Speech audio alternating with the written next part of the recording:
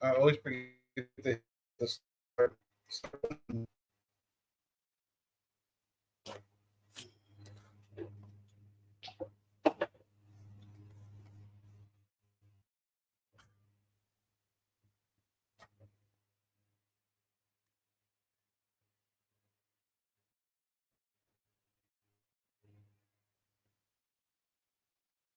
what's good. If anybody's in here, how y'all?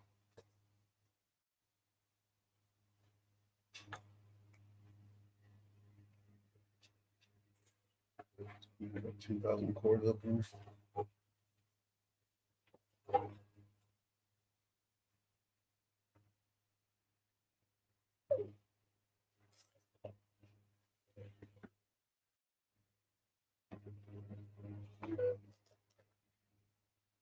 Miss Josie.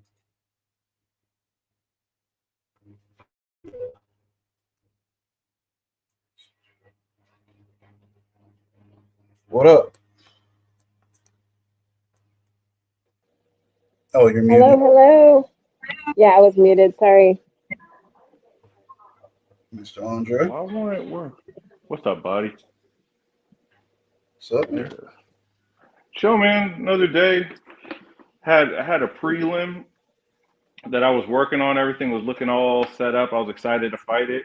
And then a senior attorney is like, "Hey, let's talk about the case real quick." We talk about it, and they find out that there's a conflict, so I have to withdraw after spending a month and a half, 2 months preparing for it.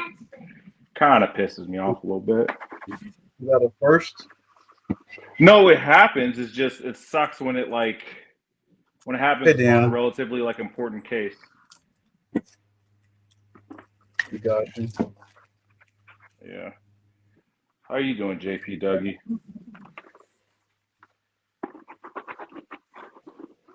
I'm doing all right. Can you hear me? I can hear you. I can You Oh, hear you. okay. beating I was somebody up? muted for a minute. What'd you say?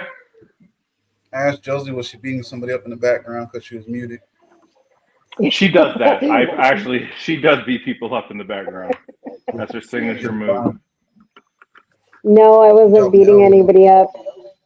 We have um we have executive elections here for our tribe this year. They're in line with the presidential elections. And so Hey. today was the closing date to file. So it's kind of the rave right now.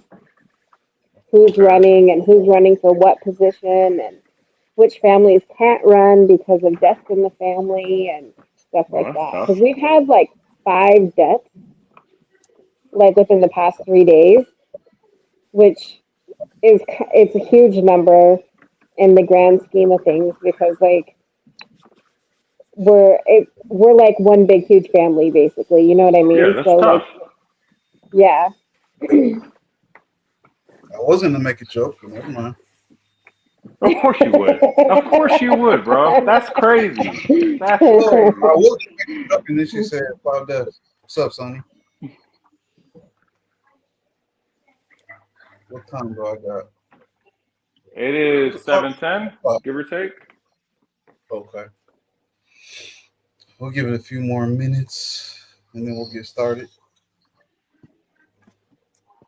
So, So before I say for the something, eight, I gotta tell you something, Warlord. So you know how I have a tendency of overly complicating conversations. your whole life, yeah, since I've Yeah. known you. So JP got to experience that recently, Bro, and he lawyered the hell out of me when I'm just trying to have a regular A and B conversation with the homie. He's Said like nobody wants to sitting hear all that. it's not possible. here. But I told her I'm banned, so I'm letting her know I respect the ban. There's a 3-week ban. No more, no more conversation with JP. So I'm respecting the ban. Just FYI. Oh, okay. I'm trying to get deep and like explain my emotional feelings and why I view things a certain way and my background and my history, and he's over here textbooking me to death. It's how I live life, dog. I'm sorry. I can't change. Macklemore, I can't change, even if I tried, even if I wanted to. Nah, but I appreciate it. This is gonna be a good one. From everything I hear from Warlord, it's gonna be a good one. So Cool. So yeah, our guest, she said she wanted to jump in on the first subject. So what we're gonna talk about tonight is the pressure we feel as adults, but pretty much just adulting, everyday life. Uh, who you are versus how you're perceived, and how you may come across to others. Oh no, my bad, my bad. Who you are versus how you may come across to others, and the good things, the bad things, the shady things, the dirty things we might do. And the deal was good, bro. And really quick, let me drop the link again. If she's in here, she can jump up. If not, we'll just get started till she comes back. These are solid topics. I like them. Cool, cool. I'm glad I like those ones. I was thinking a little bit. I was like, it's too early to circle back around to politics and things. It's too early. Like we did that like episode 1.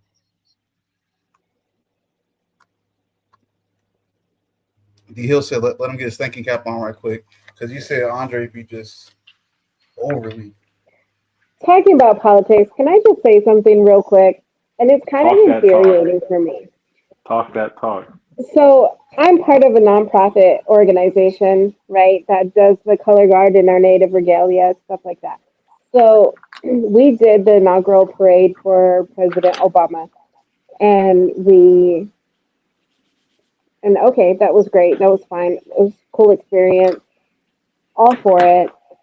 Well, we're talking about events that are coming up and where they're at and stuff like that. And one of the one of the organizers was like, "Well, if Vice President Harris gets in as president, then we'll reach out to do the inaugural parade."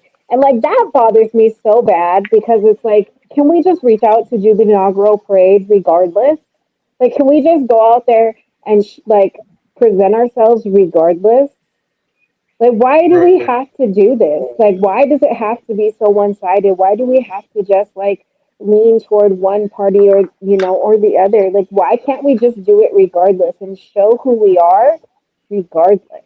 Because our mission is so much more important than the view that, you know what I mean? Like, our mission is so much more important. Sorry, that just frustrates me. We can go on with the topics now. No, No, but you're that's good. fair. Yeah, that's fair. Oh, does it sound like I'm underwater? Okay, hold on one second. It does We're, sound we're, like you're we're not drowning. even at we're not even at 7:20 yet. I was just kind of trying to just shoot the shit till we got to about 7:20. But Okay, is this yeah, actually, That's better. I mean, I can hear you sound more clear now. I had headphones on and apparently they weren't very good, so I took them off.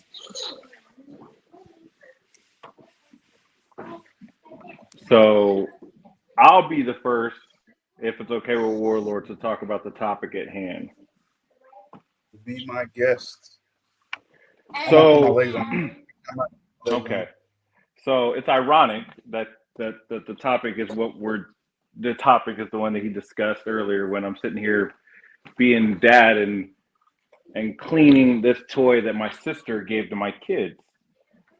Um so for me, what I've realized is that I owed my parents an apology. Because when I was young, I always give them a hard time. Like, man, you guys never called us the right name.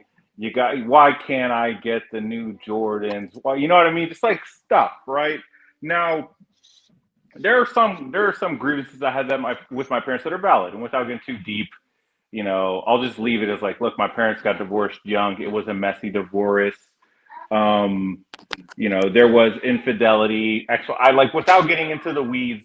I think I had reasons to hold the view that I had, right? But I've been married for 15 years now, and Mary, I just married for 15 years. wild. I love that. So yeah, so I've realized that I mean, of course, marriage is difficult, but being a parent and being an adult is so damn hard. Like today, I came home mad about about my job and something I was super wanting to work on, right? And I was snappy, and you know they didn't deserve that, right? I was snappy on the kids, but I was like my patience was less than it probably should have been. And I think about the days when my dad came home from a deployment and spent hours playing with me. And I look back and say, man, like that was big. So I'm just realizing again, I'm 34. It's just the moment that I think that I have a good grasp, I don't. Oh, And you I old as think, hell. hey, I know. The moment I think that I have a good grasp on everything, I don't. And the moment that I say, hey, you know what? I'm an attorney, you know, I got this under control. I absolutely do not. Like, there's been many times when, like, a judge pretty much helped me do my job, right? Like, hey, Mr. Hempstead, you're trying to do this. And I say, yes, Your Honor, that's what I'm trying to do. When I walked in, I'm like, did not know the best way to handle that. So I think that no matter how I mean, because again, the profession always has me perceived as, oh, this guy who's got it all under control, super stable, bull, bull, bull, bull. Like, and I know that's everyone, but I think the more I look at myself, the more I realize that I I'm good at faking it. I'm good at faking it. I'm good at putting on the mask so that everyone thinks I'm solid. And then, like, if it wasn't for the gym, Lord knows where I'd be, man. If I didn't have my gym early in the morning to get all the emo out, Lord knows where I'd be. But like, I think that's the thing. We find something. That's my emo, bro. Everyone's got their thing to get out all the feels. You got to get it out somehow in a healthy way. Some people use games, some people use music, some people use the gym, some people, they got to find ways to constructively address whatever it is that's bothering them. So for me, I think that's the thing. The thing is, how I'm perceived is, of course, oh, stable, good, all this crap, but that's not true. And adulting for me gets harder and harder every day because I realize that not only did my parents do the best that they could and they still suck, I'm doing the best that I could and I also equally suck. And it's just, and you try not to, right? I'm not as bad as my parents. I would be inclined to say, right? But at the same time, man, like I need to remember that they tried. It was hard for them. And I got to remember that and hope that my kids say, you know what, dad wasn't great, but he tried and life was hard for him too, I'm assuming, no matter what it looks like. So that's just baby rant number one. Okay. I think kids are Now, really I mean, easy. Where for me, looking back on go ahead. my childhood, there's really only a handful of things that I want, and it was it didn't have to do with material things or anything like that. But those handfuls were like I'm trying to do that with my kids. Like I couldn't get. I got that with my I don't grand. know if it's me, but some of what you're saying is breaking out. If I can interrupt Yeah, you real it's quick. cutting in and out, JP. It might be my internet. We have a storm coming in, and I have satellite internet, Gotcha, gotcha. so it might All be right. my internet. Um, and like I guess I'm a how person. I'm a why person. Like I need to know the mechanics of something in order to understand it. And with my parents, they were both very much a like, this is just so with my kids, like I try to over explain and I try to like really give them like the hows and the whys of things because that's what I needed. So like a lot of my parenting is like to undo what my parents did, or to further, go into depth where they didn't. And I parent out of fear a lot because I'm like, I don't want my kids to feel how I felt. I don't want my kids to go through what I went through. I don't want my kids to have these issues that I have. This is the first year that I really feel completely unraveled and panicky about me being an adult and having to be responsible for my kids, because I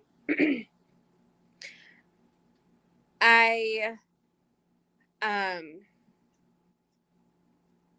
I haven't let a lot of stuff go like I had in the past. So now there's a lot of pushback from other people in this situation, like especially with my kids. There's a lot of pushback from my parents, there's a lot of pushback from their dad, there's a lot of pushback from just family members in general who want me just to, like, just let it go, just let it go, just let it go. And so I feel really like kind of out of control this year, and it's really hard for me. Like, this is the first year it's really been hard for me to be an adult, because I really feel like I've always known all of my choices and all of my actions affect my kids, but now it's like my choices and my actions don't affect my kids, and I'm the only one who's moving forward while everybody else is staying back. Do you know what I mean? So it's kind of like, I don't know, this is the first year it's really hard for me to be an adult.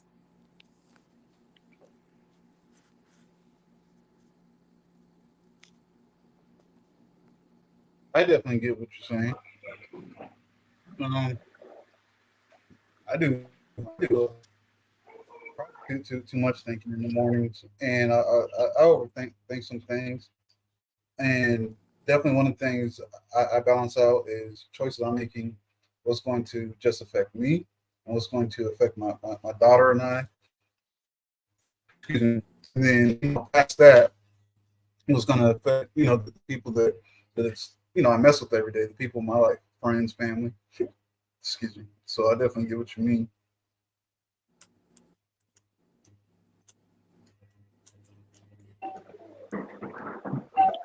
Being out of control. When you talked about that, I very much resonated with that point because it is so unsettling, man. Like, and again, for me, I think there's there's a couple things that I take a lot of pride in.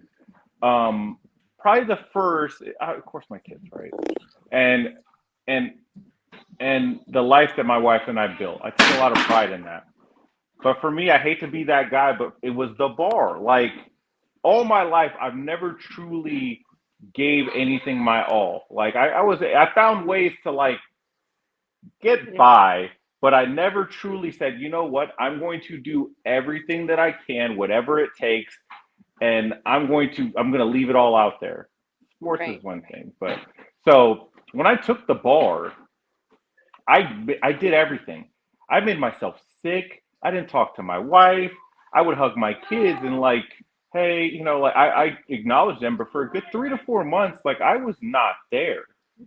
And I couldn't, when the test was over and I had that point of no control, I was a terrible person to be around because I worried. I got sick again. I was terrible around my wife. I was terrible around my kids just because for me, it boiled down to they are depending on me to pass. My job, I was going to be fired if I did not pass. My boss said it to me. He walked into my office and said, hey, look, I mean, I want to make sure we're all on the same page. This job is contingent on you passing. And I'm like, well, cool. It's not like I have a newborn child and two others and a wife. But I remembered he don't care. He does not care, respectfully. So for me, I totally feel that because control is something that we as parents want. My wife and I have had many moments where we talked, and my wife was worried because she was like, hey, we're dropping our kids off. And I mean, again, I'm not trying to turn this into one of those conversations, but we hear about the crazy stuff that happens at schools. And I'm terrified. I can't, I literally, I am away. And again, without being that weirdo who takes it to the worst possible thing, I think to myself, hey, I was for 10 years in the Marine Corps, 7 years in college, and for a good chunk of that, I was not home. Like, my paranoia kicks in, and I think the worst about everything. Hey, and I'm not trying to bash my wife, but I'm saying that's how we think. I have no control. I have literally I can't dictate anything. And I'm just praying that everything's going to work out. And it did, but I'm now looking at my daughters and saying, man, I'm praying that it works out for you. And my parents they did the best they could, and there So was a what's certain point. is I agree with that notion to an extent because What do you mean? okay, I'm in therapy and my therapist like tries to revert back to like, oh, your parents did what they could, what they had, you got from them all the good things. And side of me calls bull. I call day because there's that I give my kids, but I had to learn how to give them those pieces of me. Like for instance, I'm a mama bear through and through. I'm a protector. I will go to the edge of the earth to protect what I love. James was getting bullied in school and he was afraid to tell me because he knew how I would react. He knew that I would go cause a scene, talk to parents, try to fight parents if I needed to, like he was afraid to tell me because he knew the level of protection I would go to keep him safe. But at the same time, like I had to have a conversation with him like, okay, I want you to be open with me. I want you to tell me these things and I will revert back to what you want me to do about it. Do you want me to go to the school? Do you want me to go to their parents? Do you want to handle it yourself and talk to the person? So every time he had an issue and he would tell me, I would revert it back to him. What do you want me to do? So he felt that trust to confide in me, knowing I would keep him safe, but he also knew that ultimately he had the decision. He knew I had his back, but he also knew the decision was up to him. And it helped build that trust and that bond with him. But at the same time, I had to learn that. I didn't have that inside of me. I had to learn it for my child. So I halfway call bullshit on the whole they did what they could. No, if I was important enough to you as your child, you would learn how to love me the way I need to be loved because you love me so much and I'm your child. You go to whatever you need to go to protect me, to keep me safe, to show me love and show me that I am valued in your life. I didn't ask to be here. You brought me into this situation. So you need to do everything you need to do to make sure that you give me what I need in this life as a kid. So half of me calls bullshit because I would do that for my kids. And my therapist is like, oh, your parents, they did what they could. As an adult, I get like sometimes you just don't know what else to do. I get that. But that's when you start leaning on outside sources. Like you become vulnerable enough because your children are that important that you have to do whatever you need to do, including leaning on outside sources to figure out how to best resolve this, whatever your kid needs. Okay, so I am not doing what I normally do in this particular point. I am not going to be that Andre. I'm not. I hear what you're saying. And I think the thought is okay, the reason why you don't like the notion of they did the best they could is because to a certain degree, you are saying that we are excusing their inaction or their lack of self-awareness Yeah. because they maybe lack the ability to be aware or to look in the mirror. When you're saying, well, if you truly love someone, you would seek it out. If you truly love me, you would do this, right? Is that a fair summary of what you just said? Yes, but I also don't expect them to be mind readers, right? I don't expect my parents to just know what I need. Like Okay. I have been very like even as a kid, right? Even as a kid, I was very vocal with my needs. I would be very specific. I need this from you, right? I'll give you a real world example.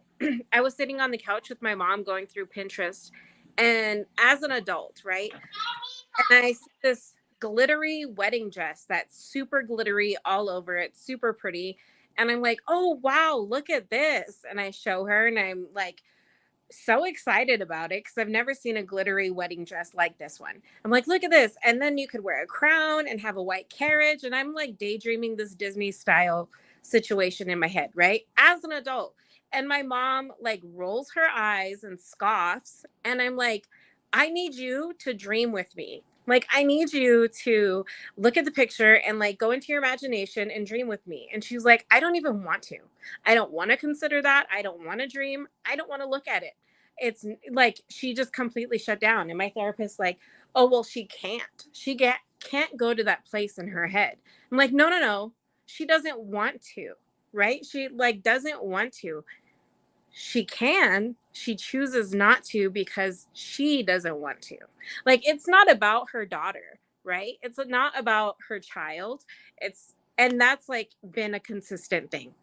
I don't mean to use this podcast as my therapy session, but that's I been a don't. good thing is where like I'm very specific with my parents and they still choose not provide for my needs.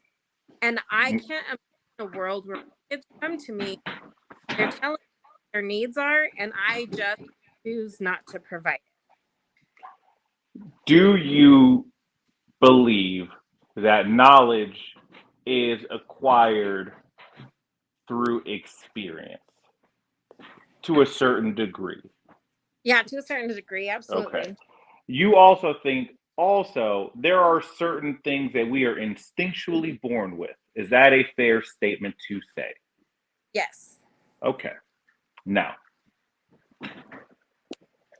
do you think that our instincts may be hindered or inhibited based on certain experiences?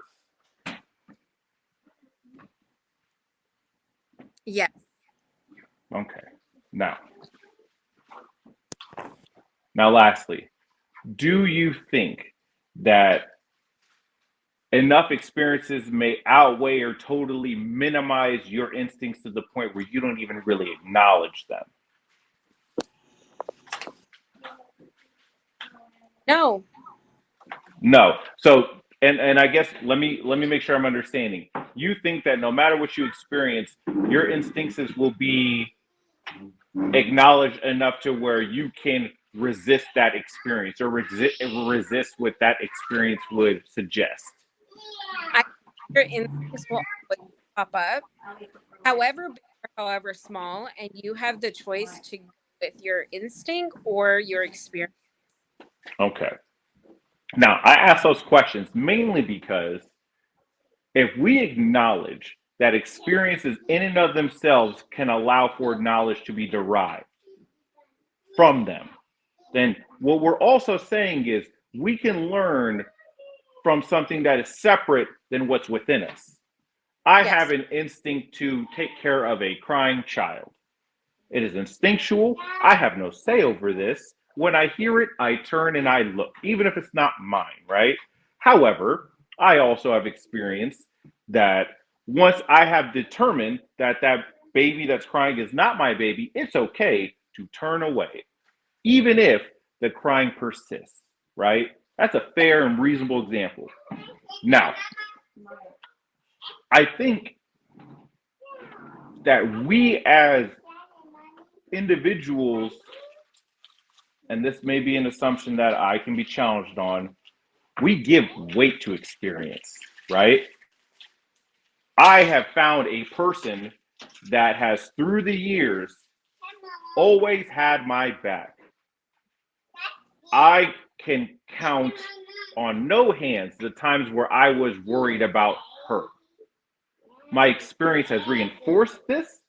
So even when my instincts say, oh, Alex, you should be worried, she could take the money, my instincts go, no. Even though that may be true, experience has shown me that that's not real. That may just be paranoia, right?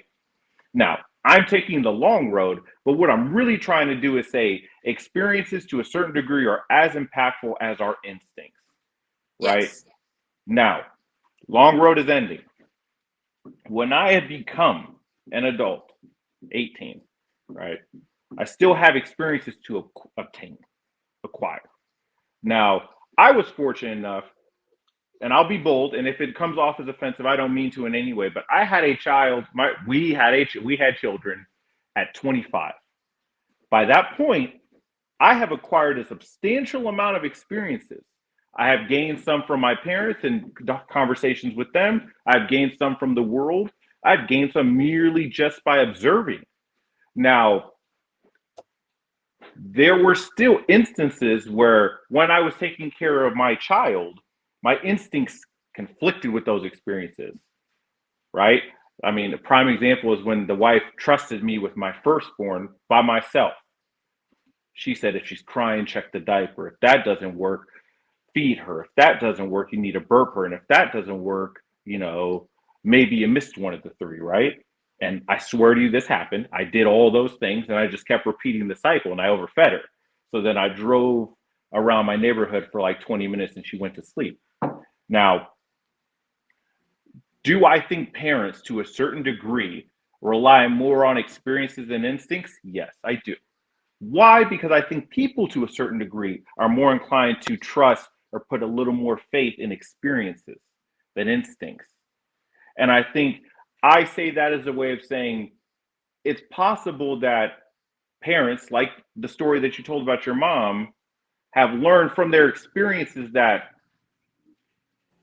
when she shows me the picture of this very beautiful dress, I have learned that really this isn't something that requires an in-depth amount or a substantial amount of involvement. Oh, yes, dear. The dress is beautiful, JP. It's awesome. Yes, sweetheart. That is it. Pick another one for me. Oh, this looks great, right? I've done it to my middle child many times. Dad, let's play Quidditch. Oh, yes, it's a lovely game, dear, right? Now, if you need more from What? her, say again? Play what? The new Quidditch game. Like Harry Anyway, Potter? yeah, the new Harry Potter game. Now, if you say, Mom, I need more from you, surely that's something she may have experienced in the past, right? And maybe due to those past encounters, she's learned, well, when JP says that, maybe she requires more, but my instincts say, you know what I mean? I think the problem is you and I, and also Warlord have been able to balance how much weight we give instincts and experience. But some people don't necessarily have that, right? Day in and day out, I have people that I see that I represent who experience some terrible things. And because of their instincts, and the only thing that, if I'm being brutally honest, keeps them alive half the time, they say, look, Mr. Hamilton, yes, I know I'm accused of grand larceny because I saw a bunch of jewelry, but I have literally no way to feed myself. And I can't say, well, surely you must not experience enough of the world there, client ABC. You must have not realized that we have services that are in place to help those less fortunate. When he says, well, look, experience tells me that anytime I get in line, I don't get anything. Do you know what I know that this may come off as pretentious, but I guess my point in this long-winded response is certain people are able to balance both. Certain people, such as yourself, presumably, can acknowledge the legitimacy of your experiences as well as your instincts. I know for my mom and my dad and my stepmom, I'm sure for them, they probably do have that ability, but it requires a certain level of discernment to realize when, hey, you know what, experience tells me I need to do this, and I should probably do that instead of rely on what instincts tell me. I think that we need to be aware of that. And again, I'm not trying to minimize what your therapist said as it pertains to No, People doing the best that they could. It's just for me, I think the reason why I'm inclined to say that more often than not is because I know that I didn't experience what my father experienced. So I know to a certain degree he has knowledge that I don't have, and vice versa. And although we may arguably have the same instinctual foundation of knowledge, experiences can cause for an outlook or a perspective on situations to vary drastically, right? So I get what you're saying, and I do want to acknowledge that it's hard to sympathize when you have an ability that others don't have. You know what I mean? It's hard to be sympathetic when, hey man, why did you choose to do this? You're saying because experience says that this is the more viable option. You know what I mean? Like it's just I get I get the whole like you have an ability others don't, like, and that's exactly what my therapist said too. Like, you have the ability to see what your kids need and make those changes. Your mom didn't, right? And I'm like, but how? Like, how do you have kids and not have that ability to want to make sure that they have a good solid life that you never had? Do you know what I'm saying? Like, how do they not have that ability? do you think that's instincts or experience? I don't know, but I think it's weird. I don't understand how people don't have it.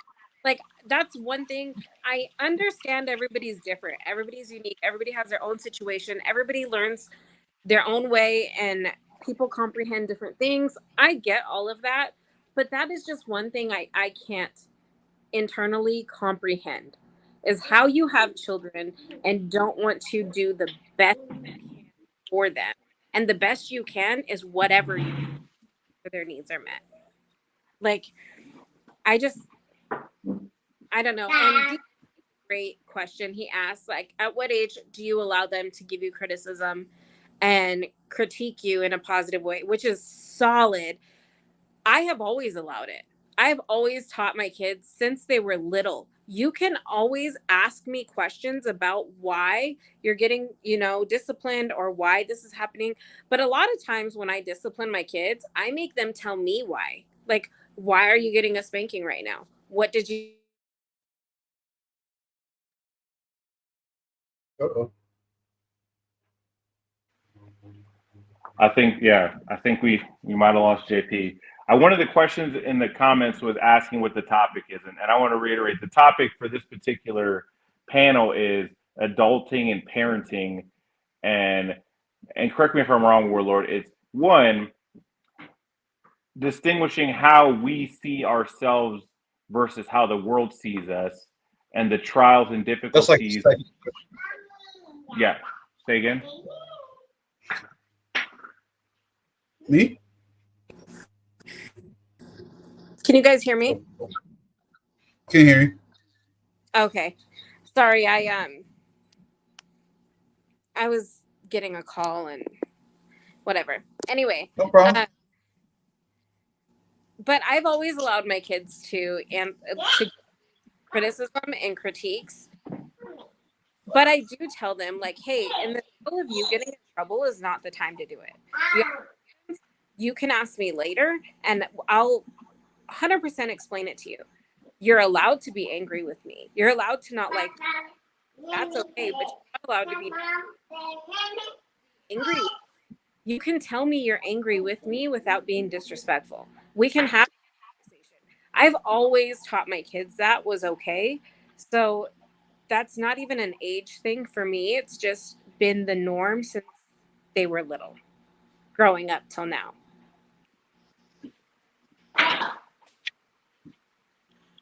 All right. Warlord, can I ask you something? Of course. So and again, I want to kind of connect the dots for this panel. So I think the main one that I want to connect is you, how you view yourself versus how the world sees you, right? You are a combat veteran who has That was the served and given so much for this country. Is that how you view yourself, or is that how society and the collective views you? Nah, view me as me, man. I mean, that was kind of the second part of this. But if you're trying to jump into it, No, no, no. I don't. I didn't mean to. I thought that was more of the same. So is the first one more just adulting I then? should have put numbers to it when I text you. I just put commas. I should have put numbers. No, no, no. Don't worry about it. This at this particular point, it's adulting. Mhm. Correct. Yeah. Too How mad. effective? Yeah. No, you're good. How effectively do you think the Marine Corps helps its younger enlisted members adult? What you mean? You mean while we're in or after? While we're in, how do you think they help us? And that's a good JP question too for the Navy. Do you think that they actually are helping us adult and grow up? So you And know what me. should they do? My answer always goes back to depends on your command. Dealing with Washington State and then dealing with 334. You know, I noticed different different approaches at different levels of the command. You know what I'm saying? Like at Banger, like I what I had. I think I had three different platoon sergeants, three different platoon commanders. But I'll say the first platoon sergeant, first platoon commander that I had, they were especially the platoon commander. Excuse me, he was definitely more quiet about it, but he definitely knew what was going on with us. He would talk to the right people at the right times, and if there was an issue, he would make. And if we weren't speaking up, I realized he would make sure it's getting taken care of um, quietly. You know, depending on what the issue was. Now in Bangor, I mean in 334 in Cali, yeah, I would say our platoon sergeant, if he knew about something, if we brought it up to him, especially if we brought it up to him ourselves, he would try to, if it was like something you would get in trouble for, he would try to handle it, you know, at his level or lower if we brought it up to him ourselves. And all this is connected back to your question. And you know, if it's something he found out through one of us about another one of us, just depend on what was going on, how overall annoyed he was with that person and their performance the past few however long. And with me saying that, at least the way that I view things, view the role coming from, you know, looking at my dad and things like that, I'm always looking at that authority figure. What can I mentor off of him? What can I learn from this person? And I would say as far as 3-4 goes, I definitely and Banger more so with my platoon commander during Banger. As far as like adulting goes, in the work world after the Marine Corps, it probably gave me what I feel right now is a more mature approach to some things. You know what I'm saying? You know, versus just like, well, let me just go by the books and take it up to the big boss. I'm gonna see if I can do something about it myself, as long as it's not gonna mess up my career. Like if it's something that might get me fussed at a little bit, I might. It depends. And then as far as like, I would say, you know, some things we don't think about is, you know, we dealt with all types of people from different parts of the country, even a few from other countries in the military, you know, that was stationed with us. I'll say, I mean, I don't think I already had, I was pretty, I'll say, cultured to begin with, but and then it definitely gave me a view of where different people come from and maybe how to approach different people in different situations with different things. And then again, well, I mean, you know, he was in the Marine Corps, you know, taking stuff from you know, me asking my dad. I had questions about you know, at work and stuff like that. Like if somebody got in trouble, well, you know, they'd have to do the Chiefs board, and he was usually on the Chiefs board and stuff like that. But I'll say I definitely took from it, whether it was something negative or positive. I think for the most part, I took positive stuff from the Marine Corps. Learn. Okay, I don't want to do this. I do want to do that, and those might not have necessarily been things that the Marine Corps put in front of us to take this with you on your outside life. Some of those things was probably stuff I already knew already myself, things I already did, or it was just pointless for me to hear. You know what I'm saying? If that makes sense when the answer to your question. I think it does. I think the Marine Corps, it's it was always something for me where it was at the time I thought that they enabled everything. Like if I'm being brutally honest, I thought at the time, oh man, this is a glorified fraternity. Like that's all it is. But I think the problem was I was too immature to truly see what the approach was.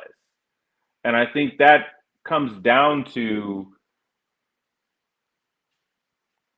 I mean, I want to say the leadership, but at the same time, the individual. I think the Marine Corps is definitely an organization that can help young men and women mature and grow up and become those responsible adults. I think the problem boils down to it's a balancing act, right? At the end of the day, you want to prepare these individuals either for combat or for their particular occupation. You can't really. It's those small unit leaders that are kind of the ones that are supposed to finish the job, in my opinion, as it pertains to, developing these young adults into well-rounded, mature, members of society. So I think the Marine Corps does, now looking back, they do a good job. They do everything that they're supposed to. They have a certain they have a certain amount of control over these people, but at the same time they give you the freedom to, for trial and error. Let's be real. When I was a knucklehead, I made some mistakes, and if it wasn't for the Marine Corps being as regulated as it was, it could have been bad for me, if it were somewhere else.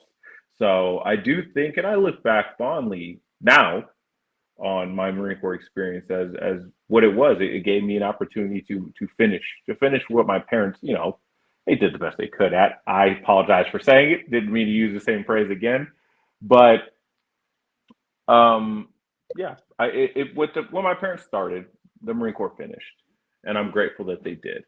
Um, but it's interesting because, and I think right, we're talking about what was mentioned earlier when it comes to adulting and control, and I think the Marine Corps does finish like entirely the process because they give you that aspect of control, or at least the illusion of it, while at the same time minimizing the adversarial decisions you could make.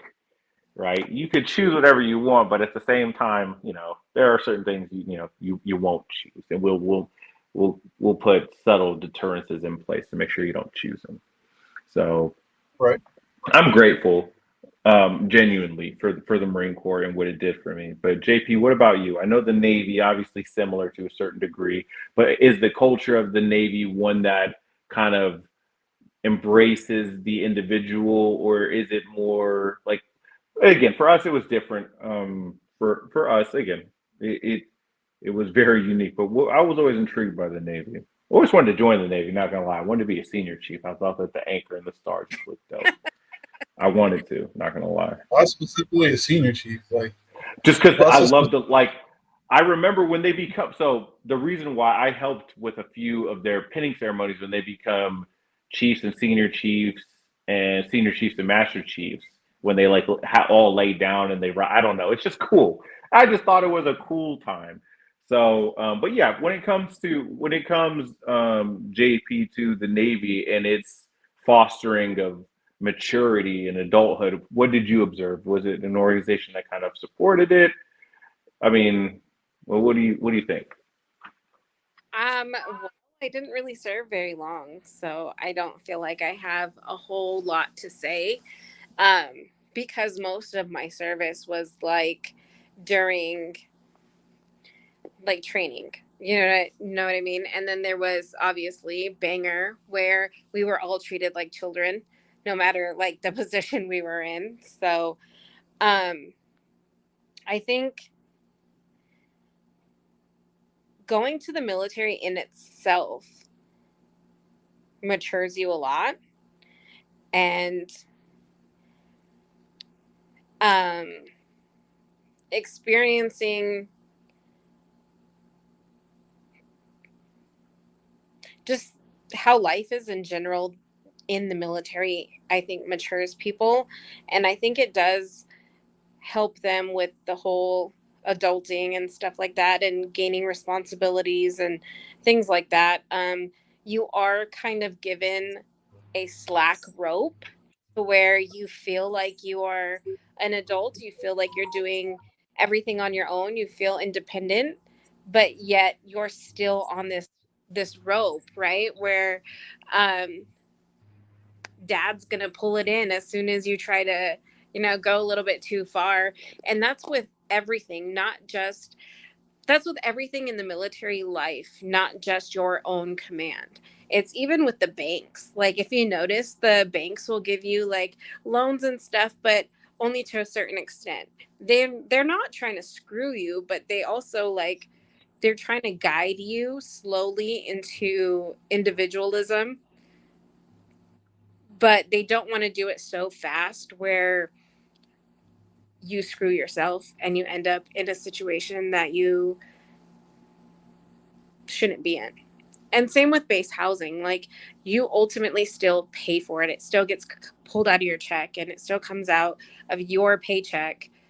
Um, but you have to maintain a lawn. You have to, you know what I mean? Like, they give you a certain length of rope that makes you feel free and independent, but you're really not. You're still beholden to this rope as soon as it pulls.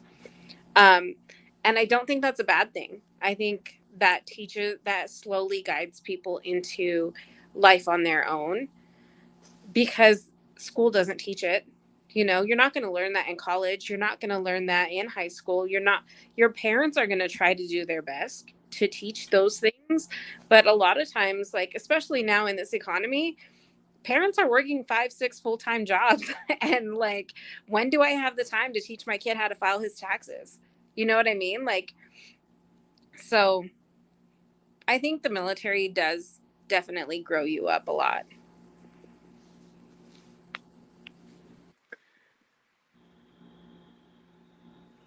I'm again, for me, this is just more and more of a reason why it should be a avenue that is utilized by others. Um, 4 to 5 jobs? Seriously? I was exaggerating. I'm about to say, I was like, dang, sheesh. I mean, So I get it. my mom was a single mom, and she was raising us 3 kids, and she did have help from my dad. He would pay for extracurricular activities and stuff like that, but she still herself had 2 full-time jobs and a part-time job. So she was working constantly. So she really didn't raise us like we were raised with our grandparents and stuff, because my mom was working so much to financially provide.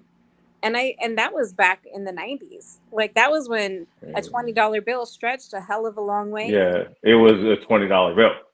Right. Yeah, you could do something with that. And now the economy is awful, and like, I do know people who have 2 full-time jobs, and partially a third one, because this girl, let's see, she has 2 kids, single mom. She wakes up like at 4 in the morning, goes to one job, works that till she gets off, goes to another job, works that, and then on her days off she's working a third job. And it's just like, it's wild to me. I'm like, when do you sleep? But When do you she see the kids? Right, but she has to pay her bills, I No, mean, I hear you. are old enough to walk to and from school and stuff like that, but like, I'm too afraid for that. I can't let that happen. I remember riding the bus and all the crazy stuff that would happen on the bus, and I heard too many stories about kids and walking to school and yeah, no, I can't. I can't. I get people have to. I get people have to, and I understand if you do, but like, yeah, I can't. This world is cruel, man. It's cruel. It's awful. But Warlord. how do you guys feel about like, in I think it's Israel, there's certain countries that require their like every citizen has to join the military. Conscription? I don't even know what it's Agreement. called. Is it called conscription? Oh, he kept saying he agrees. Oh, I think it's called conscription. What do I you wish think I could. that should be here? Do you think America require that? 2 years. 2 years minimum. Yeah. Starship Troopers. You want your citizenship? 2 years. Become a hell diver.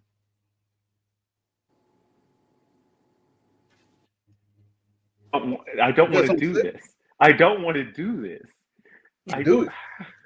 You don't want No, a question? I don't want to do this. What, baby? Let's go. You want to do what? No, they're bullying me.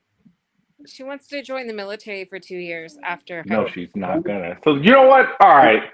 This is you know I what? doubt Macklemore, bro. I can't change. Even if I tried. Here. This is what it is. I cleaned it, okay? Okay, you're welcome. All right. Should everyone be required to join the military? I'm gonna say no. Reason being is because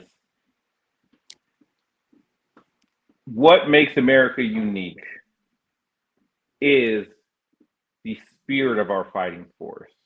We have an entire fighting force of people who chose to be there. And I think that, in and of itself, shows and demonstrates that the actual caliber of warrior we have is superior to most nations because we've seen it. We see day in and day out. No disrespect to people who are not affiliated with the military, but we've seen the average citizen. We've seen them. We've seen people and how inherently selfish they are. Respectfully, I am sorry how this sounds. But what I'm trying to convey is that we are expecting the average person to become us. And let's be even more real. Some of us aren't even good us. They're not even good service members. So how Your do first we, years of service, though. huh? First 2 years of service, were you allowed to do anything that required you to have that warrior spirit? Your first 2 years, It's pretty much schooling for like especially it for is security forces. schooling. Boot So you camp, SOI, security forces school. go for 2 years and they can get out no problems. It's essentially schooling and training and learning how to live on your own. It's the basics of life.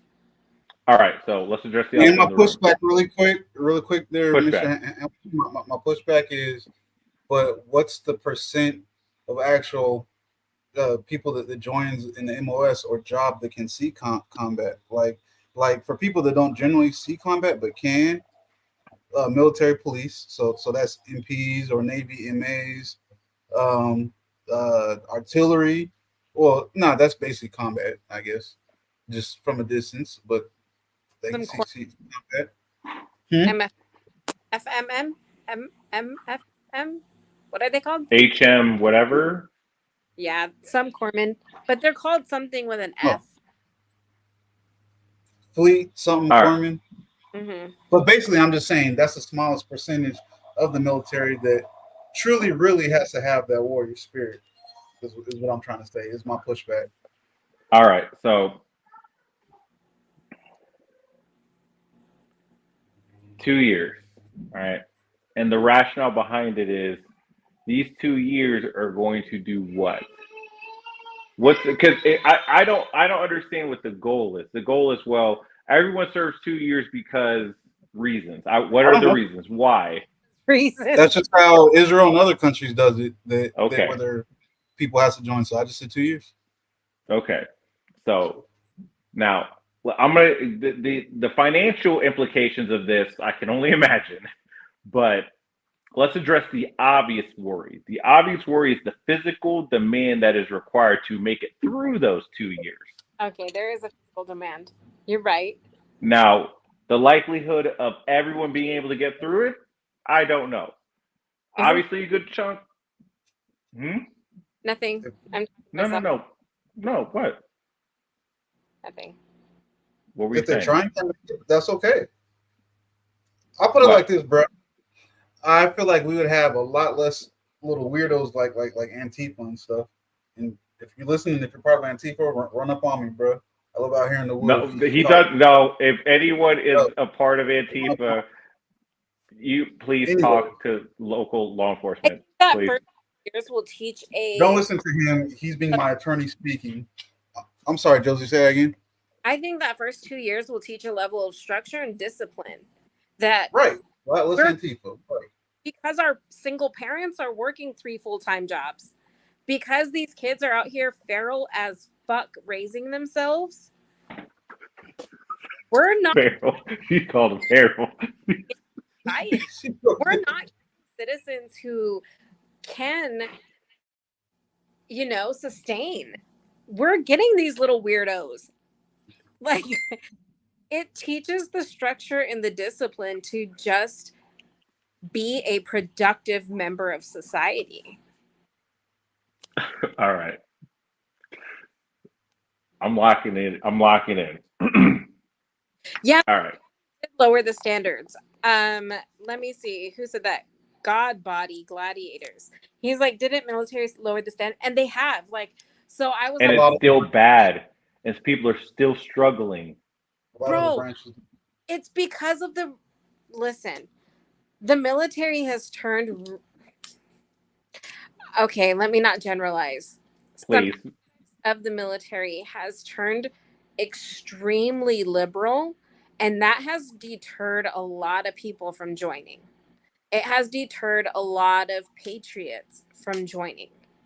It has, like, I'm sorry, like, you can have your beliefs and all that stuff, but it has. And they've lowered their standards so much that, I mean, I was on this bachelorette weekend, this girl who's in the Navy, and she's in on reserve. She went from active duty for 10 years, went down to reserves. She's here in Billings, whatever. She was like, why don't you just join the reserves? I'm like, girl, I'm chubby now. Like, I can't pass. And she's like, no, there's no standard anymore. You just got to take the test. That's it.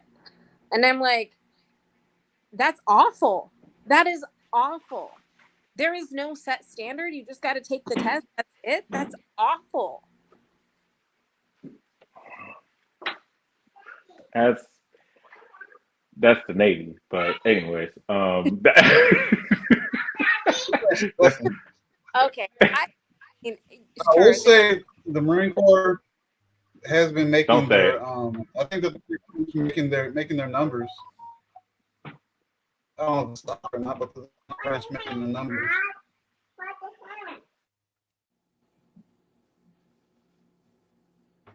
I thought I sent a photo to you the other day, and I can't find it.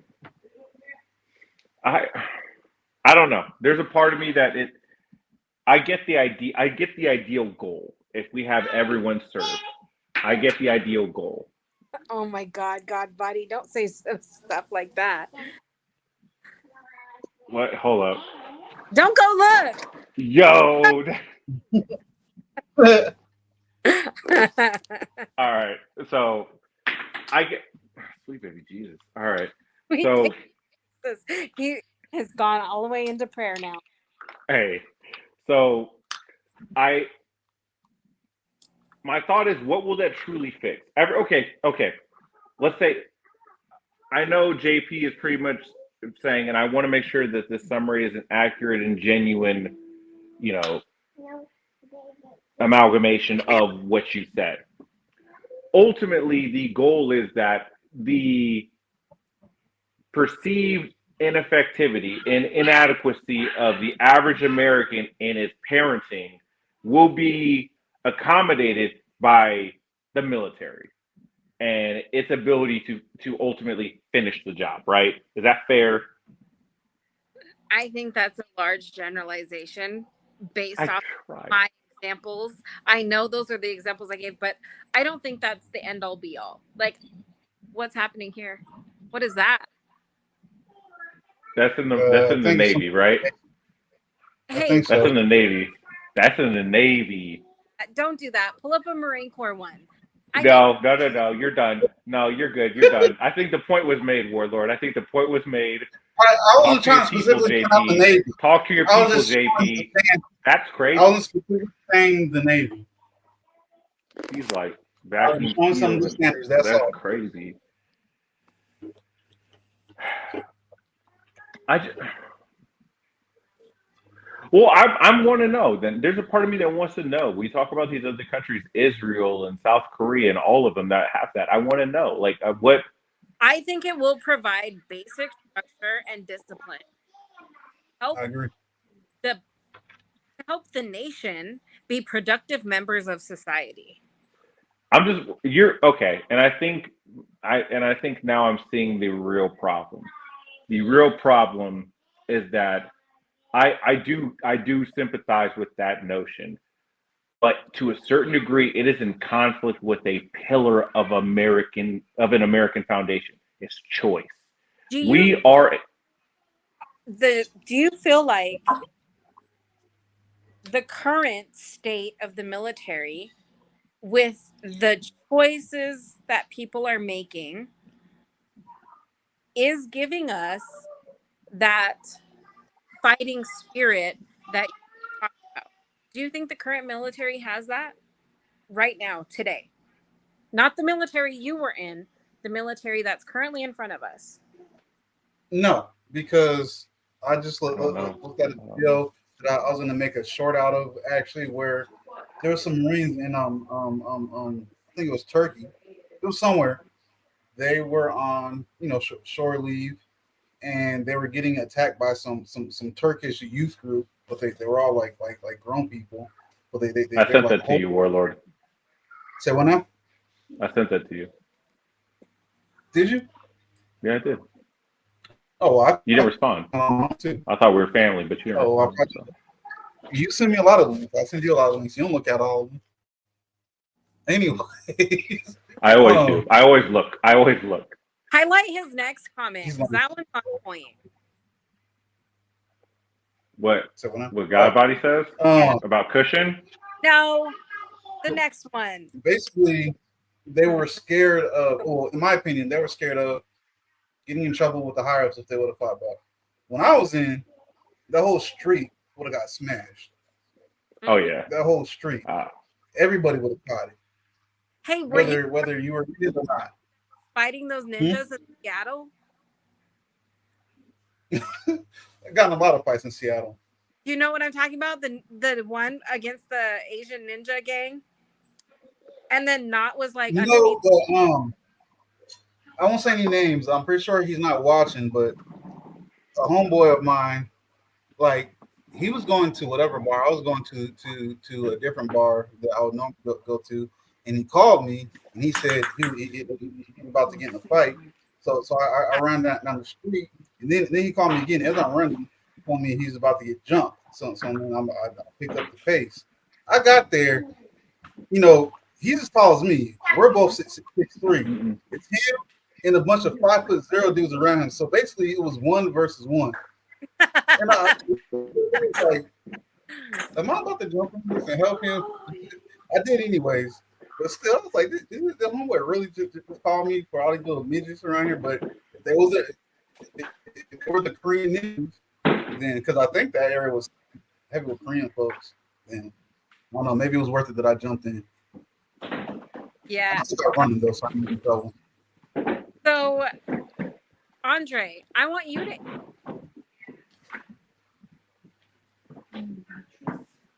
Is today's military that fighting spirit you're talking about? Do they embody that? Do they represent?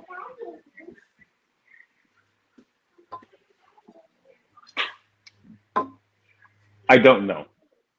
And I guess I want to say I don't know because I haven't. The last time I was affiliated with the Marine Corps was in 2018, so I don't know. But what I will say is, the American spirit is a fighting spirit. And I will say what is truly required for us to I say was. resurrect it, I'll say what's truly required for us to resurrect it is for us to be challenged. And I don't like bringing this up because I don't want it to be taken as a sign of like, this is what we need. But for me, I think what galvanized the American spirit was 9/11 was something that caused for us to disregard differences.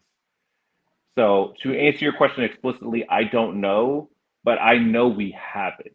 I just think what's required and what's been happening lately is, and maybe this is a bold declaration, America's been too comfortable and too successful. And Oh, I agree. we haven't really had someone come here and remind us that we're not perfect. We haven't had someone come down here and remind us that we are not untouchable. We are not all We knowing, are all seeing. trying We here, haven't had but that. But no, I mean, I think for think about it, right, y'all. Like, who was it that said it? America needs a good bloodshed like every 20 years or 30 years, basically saying we need to be in war to real war, not these going around trying to control this money, losing everybody type things to proxy keep wars. our values and our eyesight where it should be. Yeah, yeah, not these wars for profit, but real wars. Who was it? It might have been Benjamin Franklin or something like that. I It don't was, it know, was but definitely what one of the. no, but what I know is it's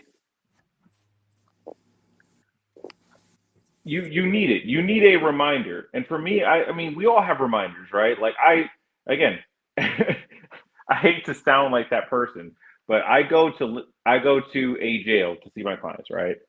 And from time to time, I Mhm. see a couple people in there that aren't my clients. I look at them and I'm like, yeah, I need to be ready because if he tried, I may not win this one. So I always have that mindset. And again, I know sometimes that comes off as funny, but I think that's America's problem. America's problem is that it doesn't respect our adversaries enough. I don't think we do. And why I say that because of what I see everywhere. I see jokes online. I see all this BS social media that makes a mockery of literally everything. And I say, you guys, it's all fun and games, right? I mean, the Mike Tyson thing, everyone has a plan until they get hit in the mouth. Again, it's all fun and games until the person who you chirped at finds out where you live and they visit you. It's all fun and games. You people are real comfortable to be disrespectful and loose until someone calls you on it. And I think that's America's problem. America's problem is it's been too long since we got punched in the mouth. But I do think the moment that it happens, we don't have to worry about do Americans have a fighting spirit because the patriots that you refer to will show up. Because they're here. They're here. They're always here. Again, I'm in the South. They are everywhere. They are itchy. America is full of patriots. Yeah. Talking about the military.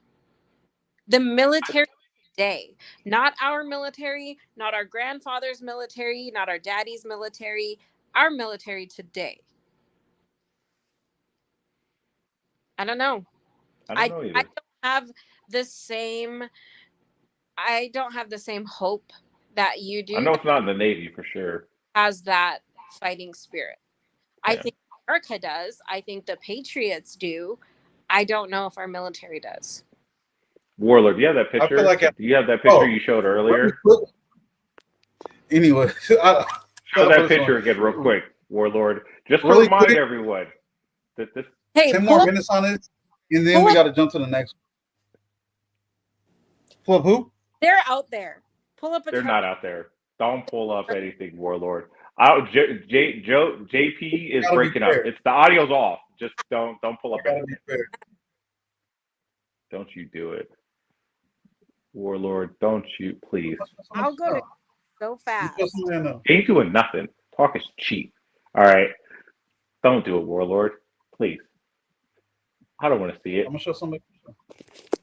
You guys might know too. No. Oh, jeez. These pictures are so unsettling. But anyways, All right, what's next? What next topic are we going to dig into? And then I'm going to be emotional listening to Adele afterwards. What is it? Oh my Dismiss it, god, Adele. this is great. Hell yeah. Adele, yeah. I can't see. I can't see. Bro, his The internet's Yeah. laggy. The internet's laggy. I see nothing, JP. look at That's that. disrespect. That's Army. That's not I, us. That's Army. I'm not gonna lie though. That's When Army, I first JP. got That's the not us. stickers So of SOI and security forces school, some of them dudes, I was kind of like, you're the person in charge of me. You know what I'm saying? Like, bro. that's fair. I get where you're going. Yeah. Some of them look like they were in the Navy. So it's tough. It's tough, Warlord. It's tough for all of us. shut But you up. know what?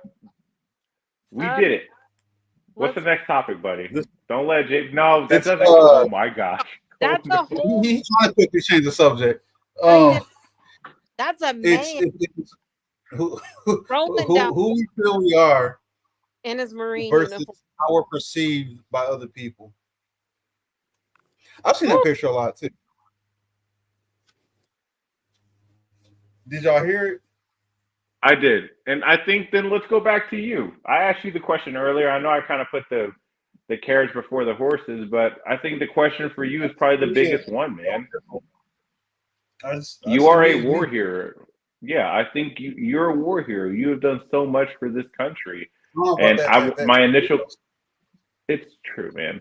And I guess my question is that more of how you are perceived, or is that how you perceive yourself? Yeah. No, Good. well, obviously that's how other people perceive me. I'm just me, bro. But do you believe that, man? Like, do you actually know what you've done, man? I said, nah, bro. No, hero, you're doing your job. Bro, you did more than your job. You did No, I more than didn't. your job. Yes, you did. And But yes, you did. If you did just your job, if you did just your job, I ain't gonna say that. I ain't gonna say that. I was gonna bash another MOS, but you did more than your job, man. You did more than your job. And I think that's the problem that I think it's a true issue. You and a lot of others who have that warrior spirit are so quick to minimize or devalue the dedication that separated you from everybody else. And that's the problem. Because how like Warlord, you should see yourself that way. And I'm I see grateful that myself. everyone else does. I'm happy with me, bro. I'm just me. I'm that same I get it. grown kid nerd person that I've always been. Definitely Kidner. Definitely that. That's Yeah, real. you So smell you like don't view yourself as a hero. Huh? say what? You don't view yourself as a hero. I'm not. No, What him. I say? Yeah, you do. Yeah, actually, yeah. Thank you, JP. Yeah, so you don't view yourself as a hero? You're Covering not fire Wolverine? is what you're supposed to do as a machine gunner. What? I was saying covering fire. If you're referring to the citation they gave me, I'm referring covering fire is what you're supposed to do as a machine gun. you. I'm referring to you. Do you Yeah. view yourself as a hero? No, to my daughter, I view myself as just me. You don't look at yourself and like, damn, I really did the damn thing. I'm out here heroing and shit. No, Deadpool, dog. Like never? self Not that's not you and not in your Andre. You be like, yeah, we've done some things other people won't do or can't do. That's about it. But that's a lot more of us. Those are a lot of people we knew in circle. Yeah, I mean, we definitely knew a good amount of the shitty ones that didn't do nothing at you all. keep Period. yourself with other No, people. I said I'm, at all, period. You cut out. I'm sorry.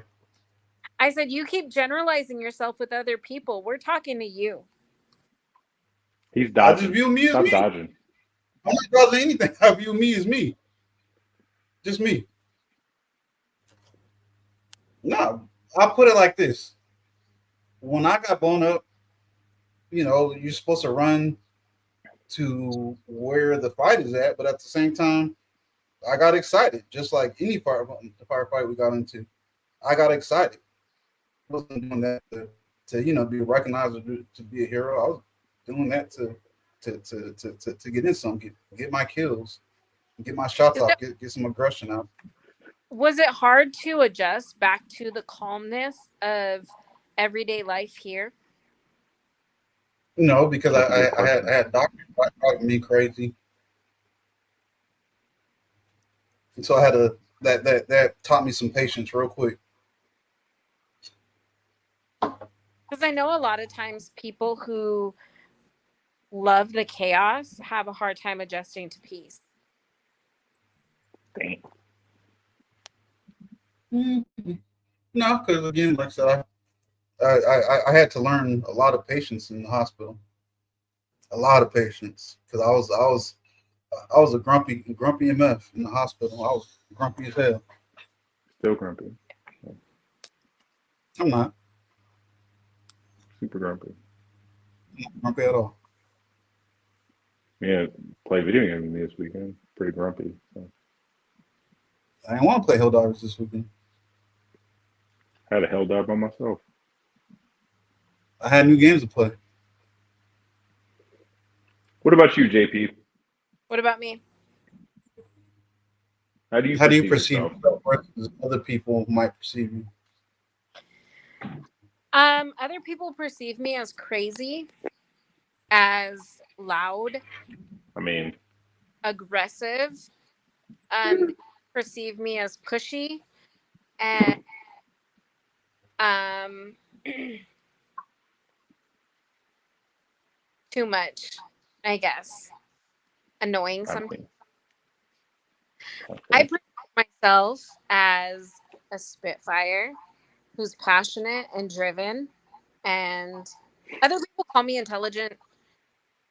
I sure I'll accept it, but it's not an adjective that I use for myself. Like, I'm just driven, right? And I like things that make sense. So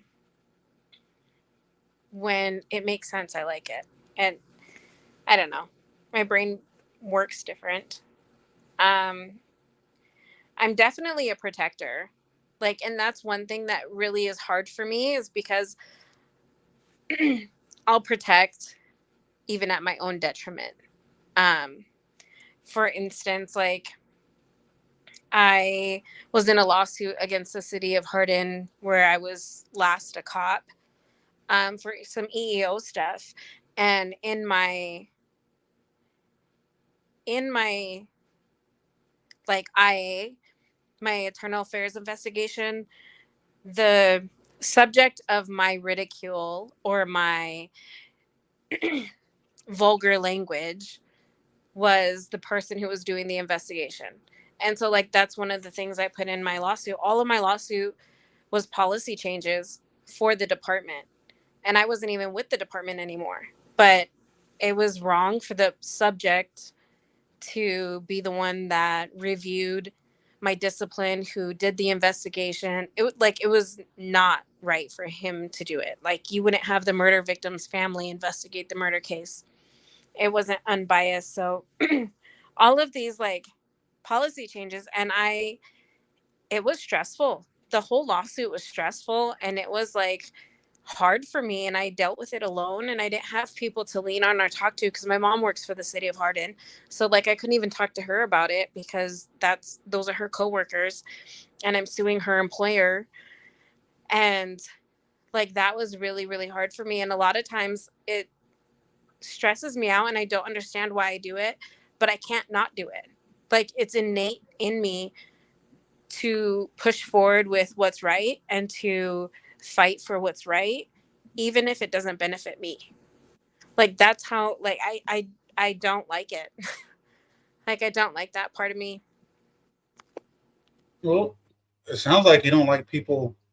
I won't say testing you, but like pushing you in what you view is a negative way. I mean, I'm the same way. It's like I don't have a superiority complex or nothing, but it's like there's some people where I feel like bro, like who are you talking to me? Don't test me. Like Right. most people say if it was Andre, if he was texting me, I can ignore it because I view him as common grounds for the most part. Some people they're just so lame in life. Like bro, don't like I have to come at you, make you feel little, make you feel dumb. Come in. feel dumb because it's like, who are you, bum ass Negro? Like, don't get me talking. Thank you. Bye. Why you say bye to me like that, anyways? Jerk. Anyways,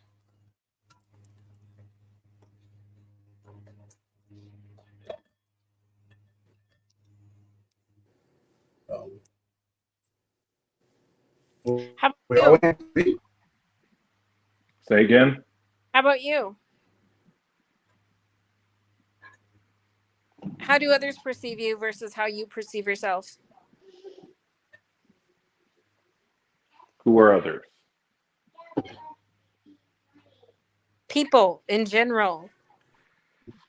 You're not right. You know who? Your I friends, would your say coworkers.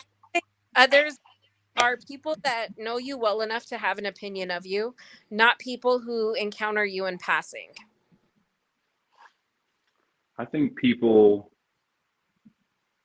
see me as a family man. I I don't put anything over them. And I'll be brutally honest. I mean, I'm not. I mean, there are people who take their profession and take it above and beyond, and I can tell they'll take time away. They'll work on the weekends. They'll work at nights.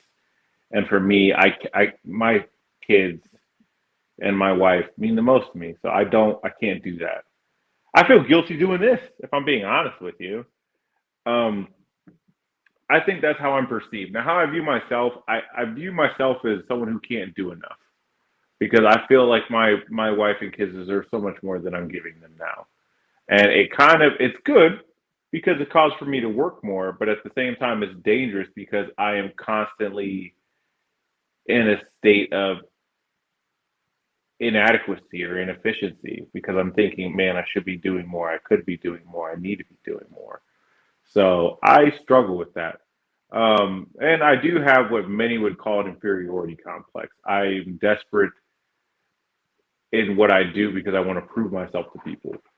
And it's to my benefit to a certain degree because it means I push hard.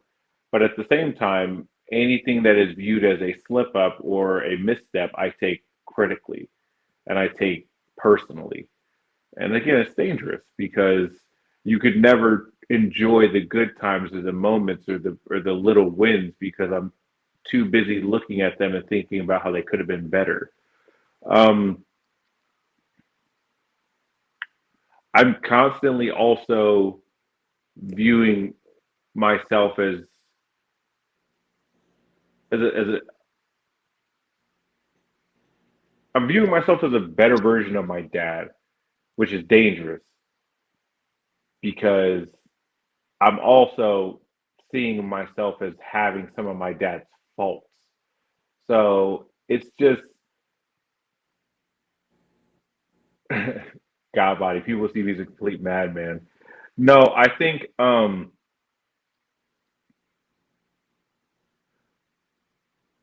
many see me as again. I'm a plainly or as the young kids would say, I'm a try hard. I think that's what it boils down to. And I mean, I'm grateful that I have someone with me who understands and is supportive, but at the same time, I feel for her because I think to myself, man, I'm such a project. I'm such a wreck. And 15 years, I still feel that way. You know, it's just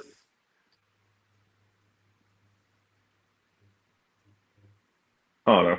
Like I said earlier, man, I feel like many people think I have it together when I absolutely don't. And I'm grateful that I'm here, but at the same time, it's another one of those why, you know. So long-winded, but I think it's just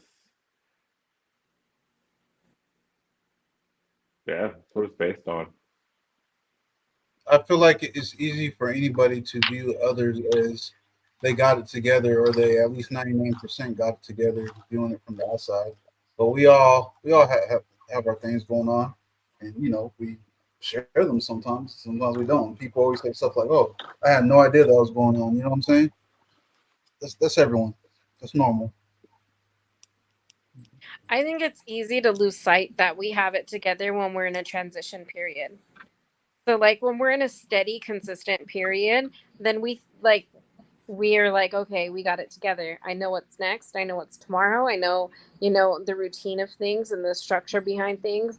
But once you're in that transition period and you're leveling to a different place, like when you were going through law school or studying for the bar, like those are transition periods where you're moving into becoming an attorney. Like it's harder to see that you have it together when you're in those transition periods. I feel like that's where I'm at right now is a transition period, and it's really wildly chaotic. Like internally speaking, I it's so chaotic. I think what's weird is I thrive in those transitional periods because the goal and the purpose is clear. So, like for me, hey, that period, I loved it because I'm like, hey, God, buddy, I appreciate you. By the way, man, I've seen your comments and I do appreciate it. Um, those periods, those transitional periods were clear. Hey, your goal is to make it. Your goal is to pass year one, year two, year whatever. Life was clear. Hey, your goal is this. Pass the bar because you need to provide for these four people. Right now, what's so unsettling to me is there is no purpose anymore. Like, you know what I mean? I hate to say it this way, but it's weird because it's like, hey, my bosses think I'm a good guy. I got to work hard. I'm still trying to learn, criminal law because there's instances where I'm like, oh, this is cake. Then there's instances where it's like, oh my God. So I'm learning this, but at the same time, I mean, I'm only going to get fired if I absolutely botch it, like do nothing, because it's a very, and again, God by ear, that last one, you're right. It's So for me, I think that's the issue that I have now. The issue that I have now is I have, oh my God, I hate to say it this way. It's so dramatic. And I have no purpose. It's not that. It's just I have no immediate pursuable objective.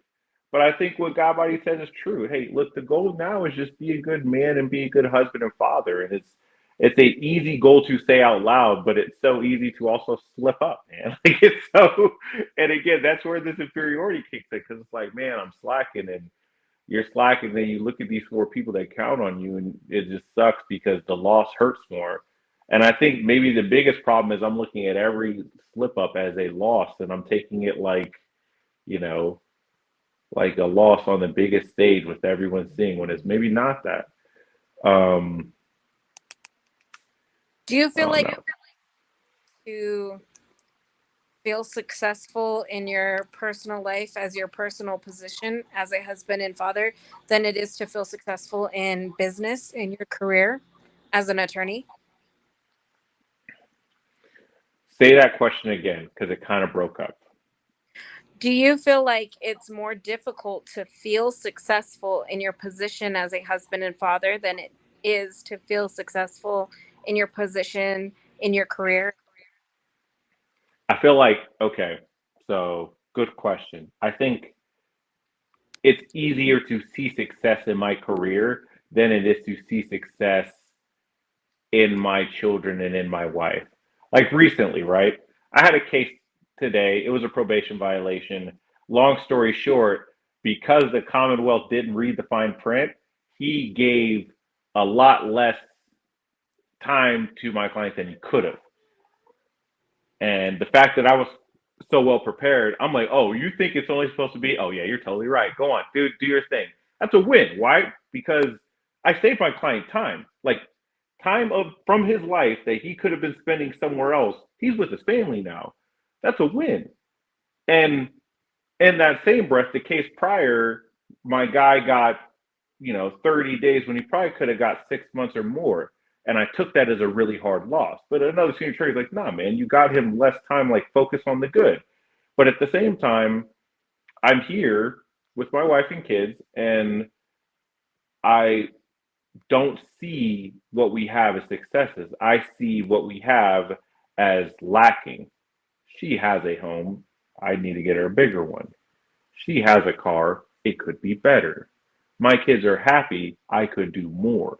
And the problem is, again, the drive to want to prove myself to my family because I want to be the best child that my dad had, or my mom, or my siblings, because I want to be better than all my siblings, because I need to be better than all my siblings. It's crippling because any time that I see them catching up, I perceive it as falling behind, and I shortchange myself. And again, is it healthy? Absolutely not. It's not.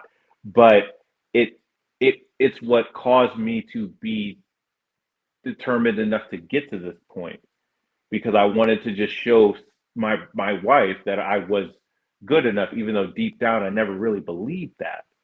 And I wanted to show my kids that they deserve this good life when deep down I was worried that I may not be able to deliver, right? Like my kids are saying, "Oh, my dad's an attorney," and I'm in my second year of law school, and I'm telling myself, "Dear God, I don't want to let them down." And it's hard because even now that I did what they said I would do, I'm looking now, it's like, man, I got friends that are making 300. I got friends that are making this. I'm in this particular city, and my wife always says I'm comfortable, we're happy, but in my mind I'm like, no, I need to do more. You deserve more. And it's hard because the mirror doesn't show me victories. You know what I When mean?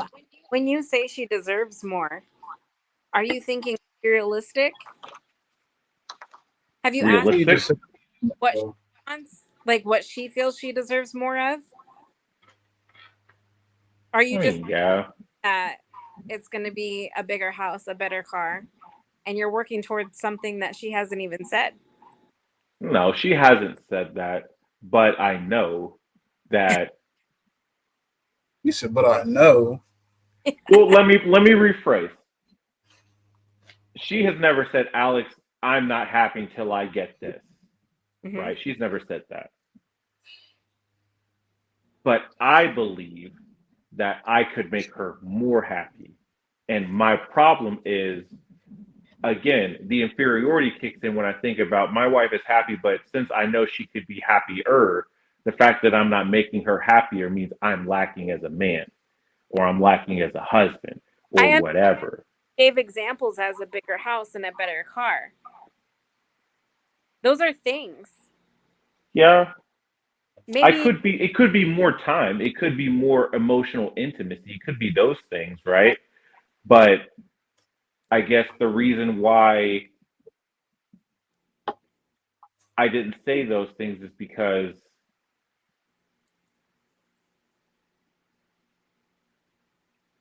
those are harder wins, right? Because that requires what? That requires transparency from her and from mine, right? Am I doing enough for you? Yes, you are, babe. Do I believe you? No. Which the circle, you know what I mean? Like I feel like that's what we get to. Hey, are you happy with me? You say you are, but I don't see it sometimes because you do X, Y, and Z. Now, I have to either A, trust that what you just told me is true, or B, try to do more. Now, is this more coming off as genuine, or does it come off as smothering or overbearing? I don't know. I can ask you, right? Let's be real, right? Let's be real. I can ask you, and I'm going to have to do what? Trust that you're telling the truth, or decide that I don't trust you're telling the truth, and then do more, mm, right? And it's a vicious cycle. Now again, it's a cycle I chose, right? Like J. Cole said it, don't take my chain from me. I chose the slavery. It's a great line from a good song. But it's true. Ooh, how about you, Warlord? Do you feel like it's um, easier to see your successes in your My career body's a real one. or in your personal life is it easier to see my successes in my career or what? or your personal life? Well, oh, or my personal life? Yeah, and Mm, father. I kind of put it all together,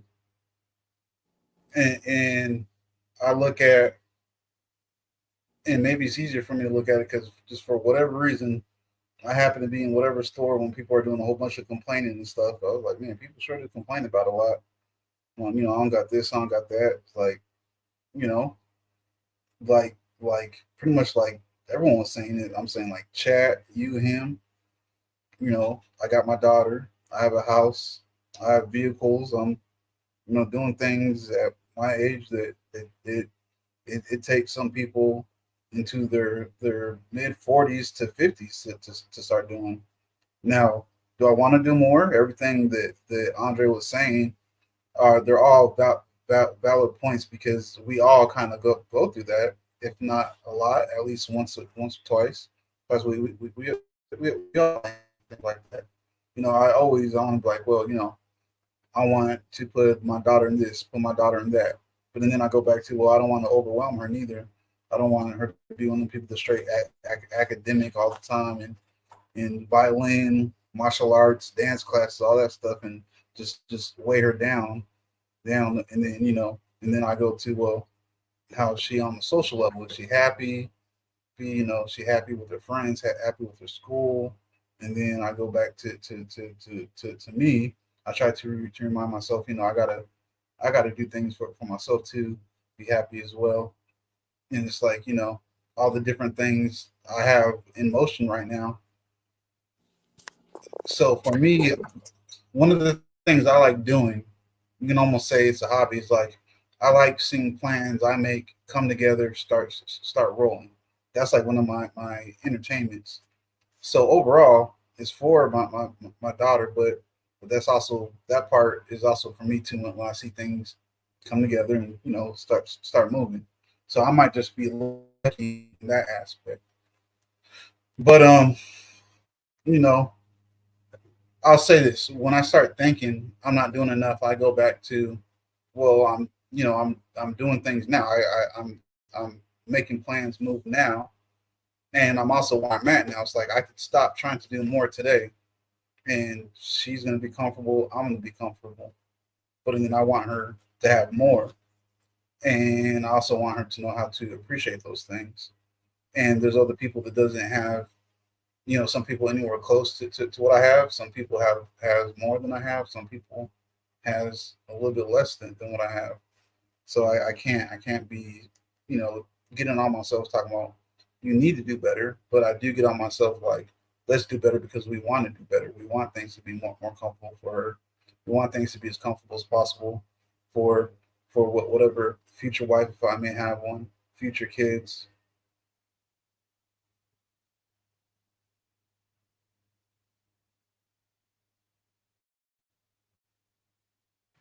It's got to see. This is the Adele conversation. Now I'm going to hang up on this and I'm going to go somewhere and sulk. Good lord, this definitely took a turn. But yeah, Explain, sir. this was a good Explain. one. It's. I think God Body's is dropping gems, man. He's been dropping gems in this chat, and he's right. It's just it's hard, man. It's hard. Keeping up with the Joneses, man. Coveting others. It's so hard not to. It Um, was like that talk. Oh, I'm sorry. Go ahead. Go ahead. Go ahead. oh, brother, do your thing. What were you saying? I was just saying it was kind of like that talk we had when you first passed the bar and when you got your first job and payoff. And you thought you was failing, bro. I had to point out to I you, remember. average attorney starts out maybe in like 51,000. What you got offered was a pretty good amount more than that. It's like Yeah, sometimes again, if that's your fuel, if that's your motivation, then don't lose it. But also at the same time, don't go too hard on yourself. Look at where you're at yeah. compared to a lot of people, especially people our age. I don't know, and I'm working on it, man. I am. It's something that I need to spend more time on, and again, that's why I'm grateful for you and even JP, I guess. But like I do, I do appreciate it, man. Like I do. Spending time with you, man, and these conversations, they do mean a lot to me, and I'm grateful that we do them because it reminds me that you need friends to have these conversations with, and keeping it to yourself or keeping it in doesn't benefit you. It only makes it worse. So I get, man. I genuinely I am grateful. I really am.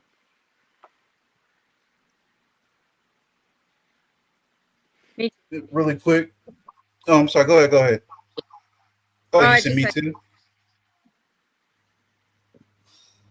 Um, real quick before we jump on to the last subject. If we earned y'all's like and subscribe, hit them likes and subscribe, please. Well, I totally I think forgot. We Andre got to sat here. start saying that more. Yeah, We really should say I'll be that forgetting. more. I'll be listening and I'll be doing things over here. But the last part we had was just you know if y'all want to share some maybe it doesn't have to be like breaking the law, but like maybe some not so good things you've done for your family, or at least you lied to yourself and told yourself that's for my family, that's for my kids, it's for whoever, my loved one, my wife, husband, boyfriend, girlfriend. And me What do you mean? Elaborate. personally, Before anyone says anything, a general rule coming from the criminal defense attorney: we I speak know in hypotheticals. We speak in hypotheticals. We don't say names and we don't say locations. Okay, as a general rule, because please are those remember this criminals is in here? recorded. I'm General rule. my stuff. I don't have any skeletons. No, please. Okay, please is a general rule. Dear Lord, just please remember. Don't go back in these woods with the what do you call it? Search dog, sniffing dog, and we're good. But yeah, bro. I just want to. Are those Pringles in your hand? Like bad stories stuff. You give us an example. I'll give you an example. Okay. Hypothetically, I remembered I knew a guy who was dating a girl, and this girl came out to see him and actually moved in. Now, this guy was a struggling little fella. He didn't have a lot of money, but what he knew was in the living Hey, quarters of his friends, they had a bunch of couches that were like community couches, right, for everyone essentially. And what this guy was worried about, hey, this female friend may come over to see that he doesn't have anything in his apartment, right? So this guy had he's three a or four of bum. his friends. This guy had three or four of his friends go to these barracks and steal a couple couches and a couple chairs and tables to, Eric, to for his apartment. And he was able to do all this before she got there, and a little bit of Febreze, fix a few things, and it was fine. But yeah, this guy, he had to bend a few rules in order to at least make the apartment habitable for this lady friend. And I told him, I said, hey, guy, you can't do that because you stole approximately $2,000, $4,000 worth of stuff. That's a felony. That's grand larceny. If it did happen, I but gotta it was cut you off real hypothetical, quick. so he didn't have anything to worry about. So that's what that was. I gotta cut you off real quick. Mendoza and I, we stole the couch from the commons room a whole bunch of times, and every time they found it and took it back. How is it that we got caught and this guy didn't get caught? First of all, We I wanted the don't couch. know.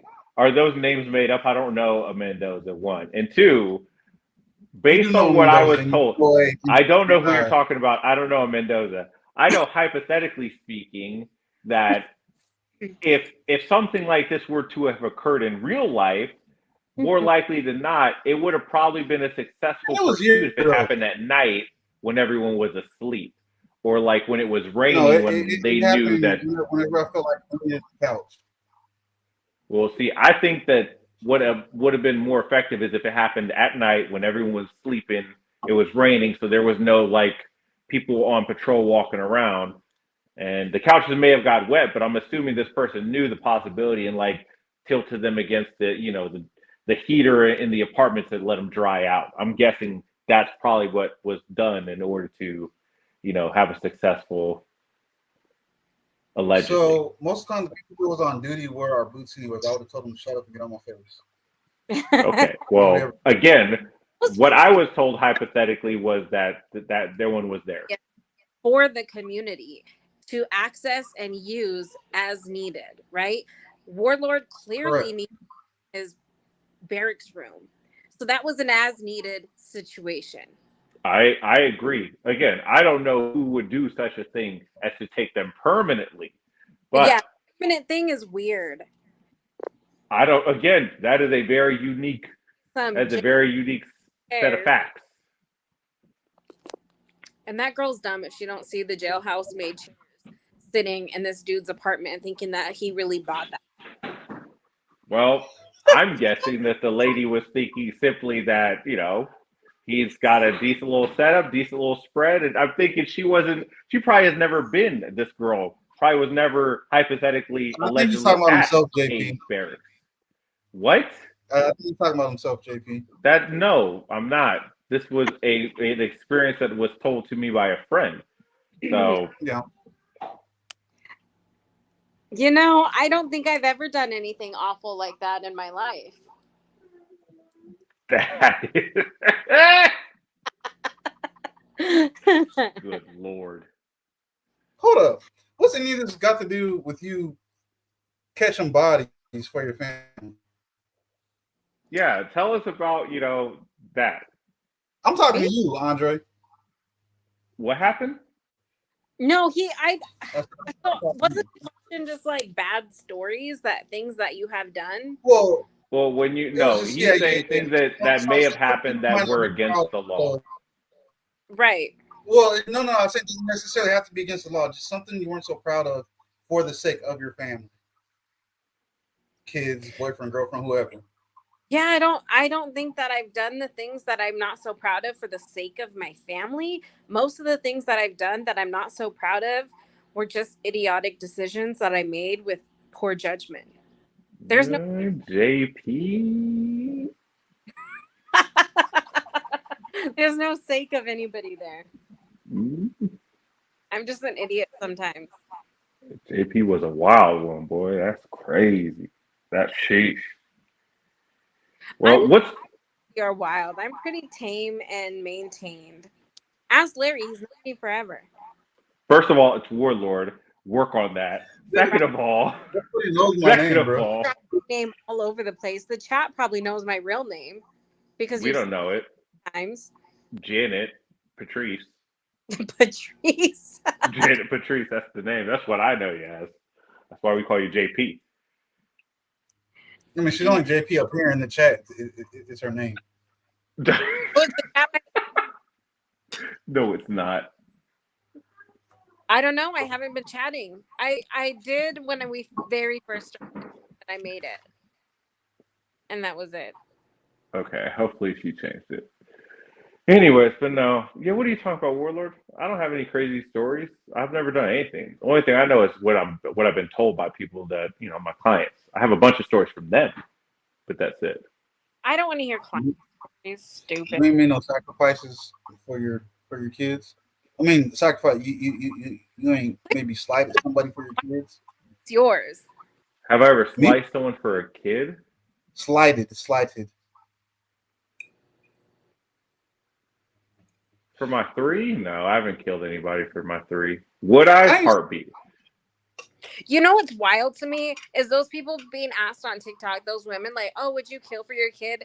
And they're like, "No, kill." That's yeah. I don't know. I'm like, what?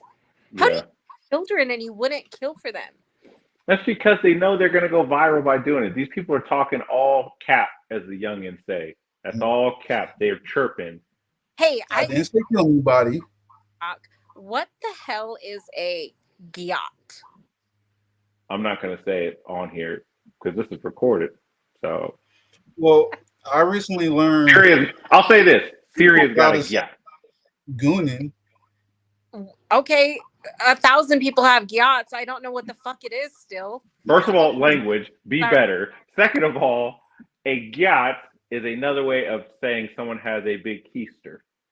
Oh, that's stupid. No, it's like Hey, God, you God no more. D. It's another way of saying that instead of saying it all the way. Uh, Like gyat. So that's what it Yeah. means.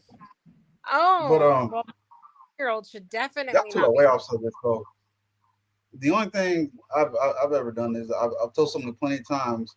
that this deal that he's entering with me is stupid, and he listen. So I was like, whatever, F it. We made the deal. He lost his bar. I got a bunch of money from it. Both of our faces. Apparently, y'all ain't never did nothing dirty for y'all kids. Not for my kids. I would. I've never had Now, to.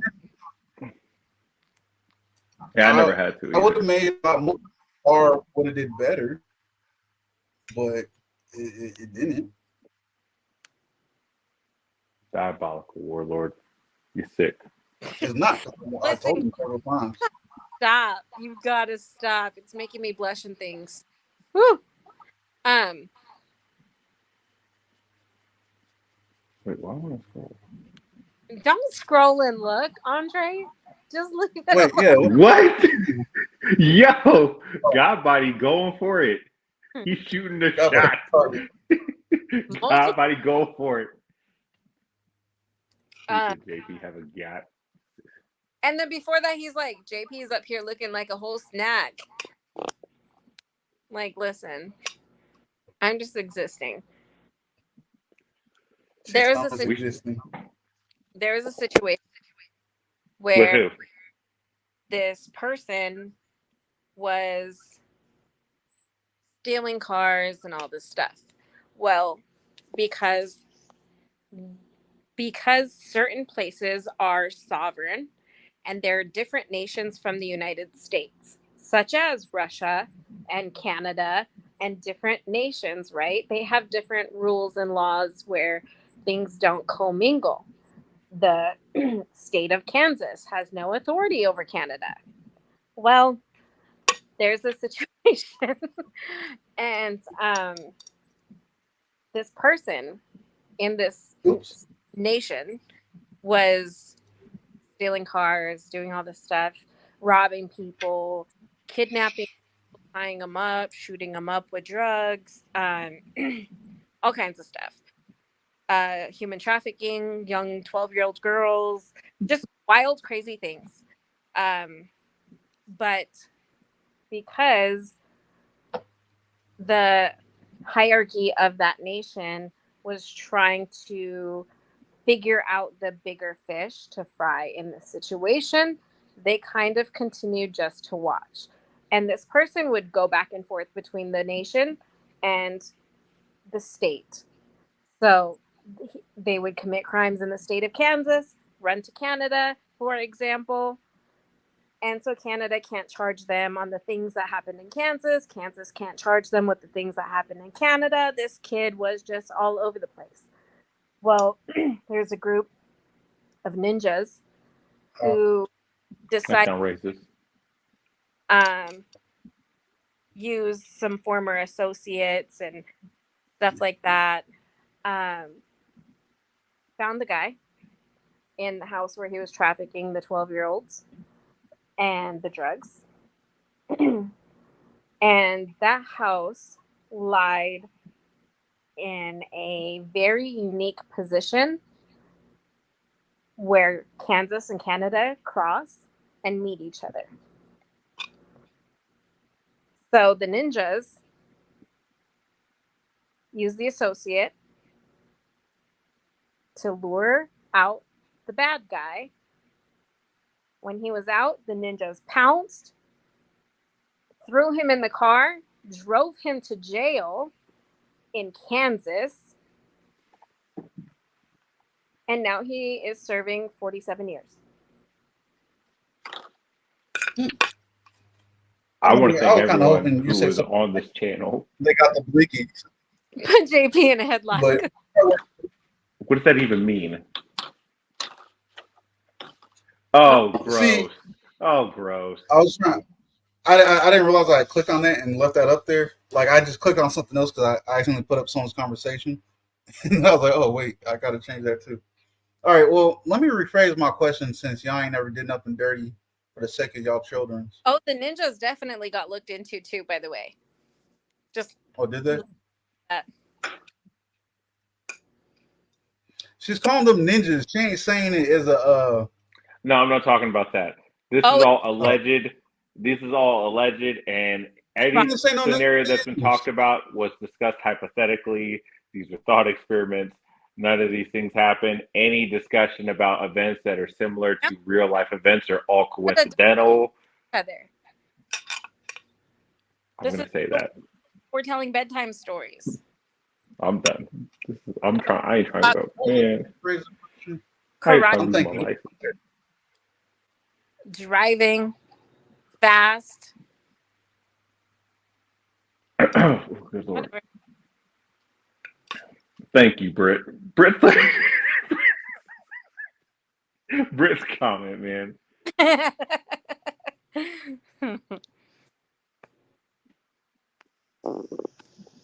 All right. It's 2 hours. I gotta finalize everything for tomorrow. The job's never done. Warlord, I appreciate you, man. It's always good talking to I you. guess I don't got JP, no question. you scare me deeply, and now I am worried about my She is a well-being. politician, bro. She's a Just politician. Watch what you say for though. She can't Oh, make she you. is a politician. Oh, House of Cards. See, I should have She known. can make you I should disappear have right known. quick, real I quick. know she got Illuminati JP, links, yeah. I'm connects. cheap. 4,000 to 8,000 bucks. Duct tape, shovels, trash bags. Put them in the trunk. I'm cheap. Okay, what do I do with those things? No. I use those things. You Oh, know, so if you need some Oh, cash, oh Lord. Andre would be This with is me. this is You all can help me take the trash. hypothetical. okay. I have a These are question all before you go. This is a real question. okay. An attorney's job when they're hired by a client is to not a criminal defense, right? I'm not talking about that. So, like, for example, you're my attorney and I'm doing a business situation and I want to add some certain things to my contract. Your job is to make sure I'm able to add those things, correct? Like, your job is to make sure I'm able to do what I want to do. Your job is to make sure I'm able to commit the crimes that I want to commit without being caught. That's where we no. That's where. So pause there. Pause that. So So I just thing with that one. So we have an attorney at our legislative office, right? yes. Right. And I was talking to him about it, and he's like, "Well, we might not be able to do it because of this, because of that, because of blah blah blah." And I'm like so frustrated because I'm like, your job is to help me do it legally, to make sure that I'm able to do it and how I'm able to do it so it's legal, even if it's a long ways around. If it's not a straight A plus B shot, if we need to go to Z and come backwards, your job is to figure out how to make it happen. Is that Yeah. true? No, Okay. that's very true. The problem is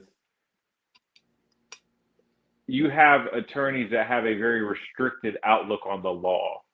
So people are going to be inclined to take the easiest reason or approach as to why something shouldn't work or something should work. So, for example, right, there is in assault and battery the obvious defense, right? It didn't happen. Warlord, is the complaining witness. He says that JP assaulted him, right? JP could simply respond by saying, that didn't happen.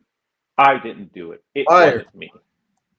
Now, there are harder defenses that take a lot more legal gymnastics, one of them being mutual combat, another being self defense or defense of others. That. So, to apply to your situation explicitly, yeah, if there is something you ultimately want done, the most appropriate approach would be for the attorney to say, okay, you want this to get done? We will find a way to make it happen. That is approach. That's what they should say. Right. Now, I agree. now they should take the time, and if they realize it can't be done, then they need to say with legal certainty as to why it can't be done. And then they need to then provide an alternative that gets as close as possible to what you want. Yes, I like you. Yes. So here's the Move thing. to Virginia. I'm trying to. So our tribe is very unique in a way that other tribes are not so unique. There are 5 tribes in the United States that are non-IRA tribes. We're one of them. That means we have a different, unique relationship with the government than most of the tribes, other than those 5. We're also a treaty tribe. So that means we were never captured and we were never prisoners of war. We went into an agreement with the United States government. So, which also makes us different than the rest of the tribes. So our tribe is genuinely unique with the United States government. So all of the federal programs that we have requested at the expense of the federal government, right? So like our healthcare, it's IHS. We asked them to be here, so they're here. BIA, law enforcement, we asked them to be here. We could have an entirely um, self-running law enforcement, self-running medical system, and stuff like that if we could afford it. We can't afford it, so we asked the government to come and do it for us. So how I view that is more like there are contractors in a sense where if we're building a house, it's my land, it's my house, I'm building it, but I'm hiring a contractor to build it because I don't have the skills. I'm hiring the law enforcement to be here. They continuously limit their officers and keep decreasing the amount of officers, even though our reservation is the size of Connecticut, the whole state. Our reservation's that big. So we need more than 10 officers. That's all we got. And um, we've asked and asked and asked and asked. So I was thinking if we legislate that the provider of law enforcement has to have a minimum of 30 patrol officers, then BIA has to honor that because they have to honor our tribal laws and our tribal constitution. And so I was telling our attorney, like, that's what I want to do. That's the bill I want to write. That's what I want to legislate because we keep asking and it's not getting us anywhere.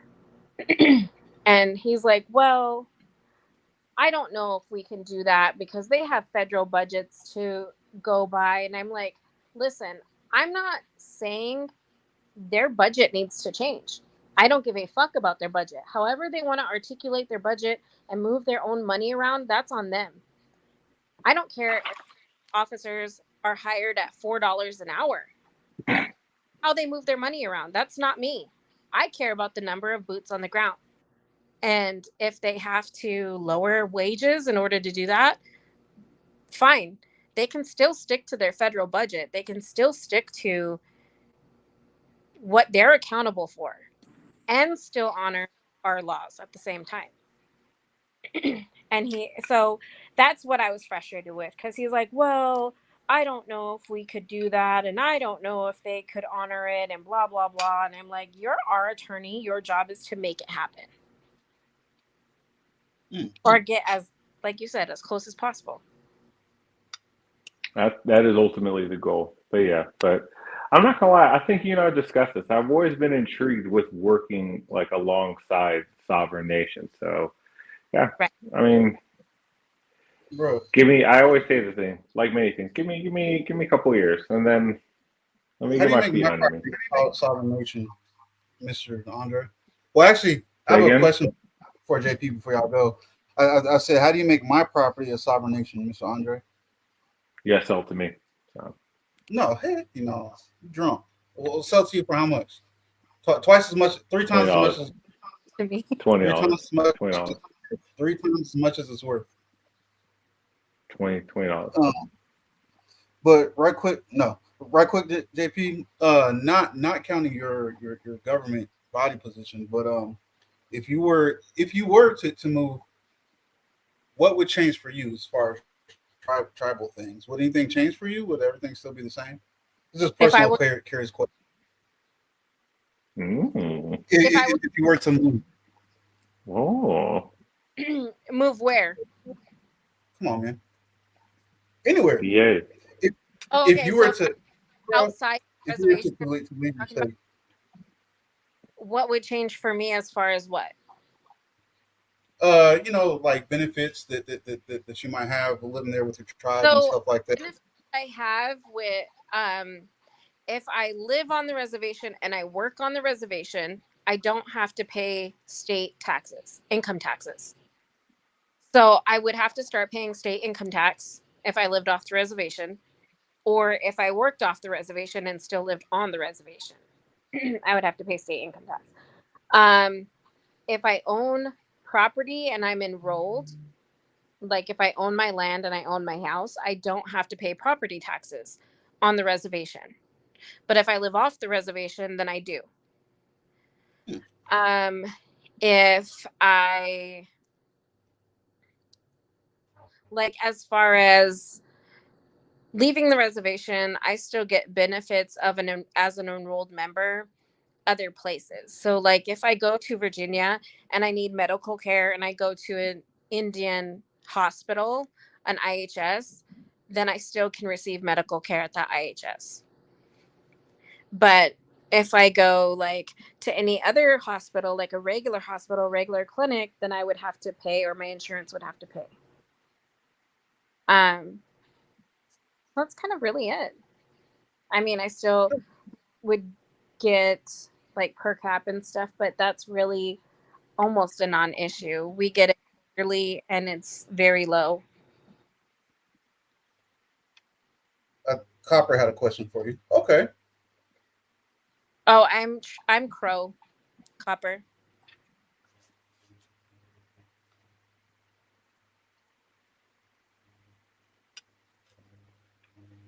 All right. I got a dip. Still got a few more things to do before I call it a night. So again, Warlord, it's always real, buddy. I appreciate you wholeheartedly. under JP, the I want zero problems. Zero. under the Don't short bring me stature. sock-footed pajama kicking. Is that what you're talking about? What? Are you talking about the group of warriors? The No, ninja? I just don't want problems. That's all. Just want zero problems. I just want zero problems as long as everyone knows that. All right, y'all. TTYL. All right, see you later. Am I satisfied with the quality of healthcare I receive on the reservation? Absolutely not. Um, that's a really good question. I actually have a really bad back issue I've had since the beginning of June. I went to the emergency room the third week of August. It got really bad. Before that, I was just trying to like work through it, go to the chiropractor, do stretches, that kind of stuff. But it started getting worse. So I went to the emergency room third week of August. Um, the doctor told me basically I need an MRI. So he referred me to a different facility that's an hour and a half away. Well, he said, I'm going to refer you out to Billings, which is an hour and a half away from me. Didn't give me the name of the facility. There's multiple facilities there. The doctor was like, sorry, I can't help you. Like, you just need your MRI. And then from there, you and your primary care provider can decide on a care plan, basically. And I never got called. They told me the place would call me and schedule an appointment. I didn't know which facility it was, so I couldn't call them. It wasn't on my discharge papers. Like, it's atrocious. They want to throw medication at you and pills at you and then send you on your way. They don't have any real quality of care there. Like ultrasounds, you have to get referred out for. Um, just basic things. The dental, you have to call the number every morning if you want to get into dental, and you have to start at 7 o'clock. Usually by 7:05, it's already full for the day. Um, but you have to just keep calling, and people start at like 6:50 and just start dialing and start calling over and over and over until somebody answers. It's really atrocious. So no, I am not. Um, I'm not satisfied with the quality of care I get there. Is that something you think you can mess with the VA with? The VA is awful too. I'm Oh, I don't use the VA at all just because it's such a weird system that is hard to navigate, and there's so many people with higher priority than I am that I'm just like I'll just deal with IHS. I have heard acupuncture works, and as soon as I get my MRI, I plan to start doing acupuncture. Um, Once I like know exactly what's happening and stuff like that and where it's at, I do plan to do acupuncture for sure. But all of that will have to be out of pocket. damn. Um, Almost anything. We're able to receive almost any prescriptions. And one of the questions was if I'm versed in treaty law. I'm not super versed in treaty law. I just know our treaties for our tribe. I think that's it, right? I think so.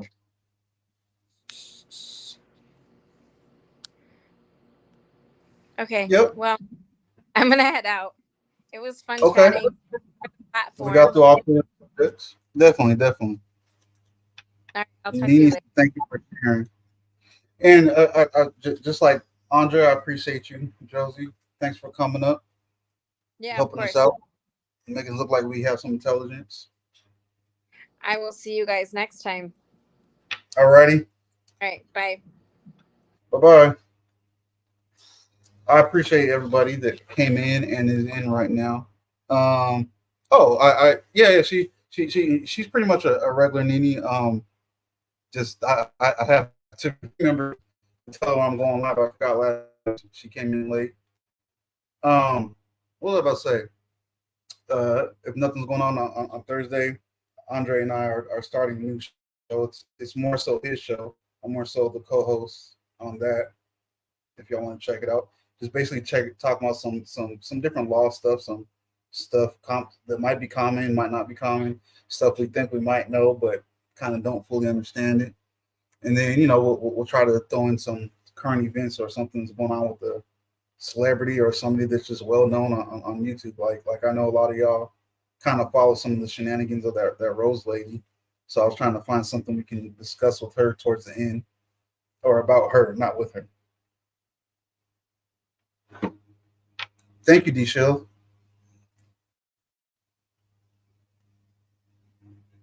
But yep, JP's definitely JP and Andre are definitely the two regular people on the panel. Sorry, I guess couldn't make it. I think she might have went live. I don't know. There you go. She comes back every week. Definitely, Copper. I appreciate that.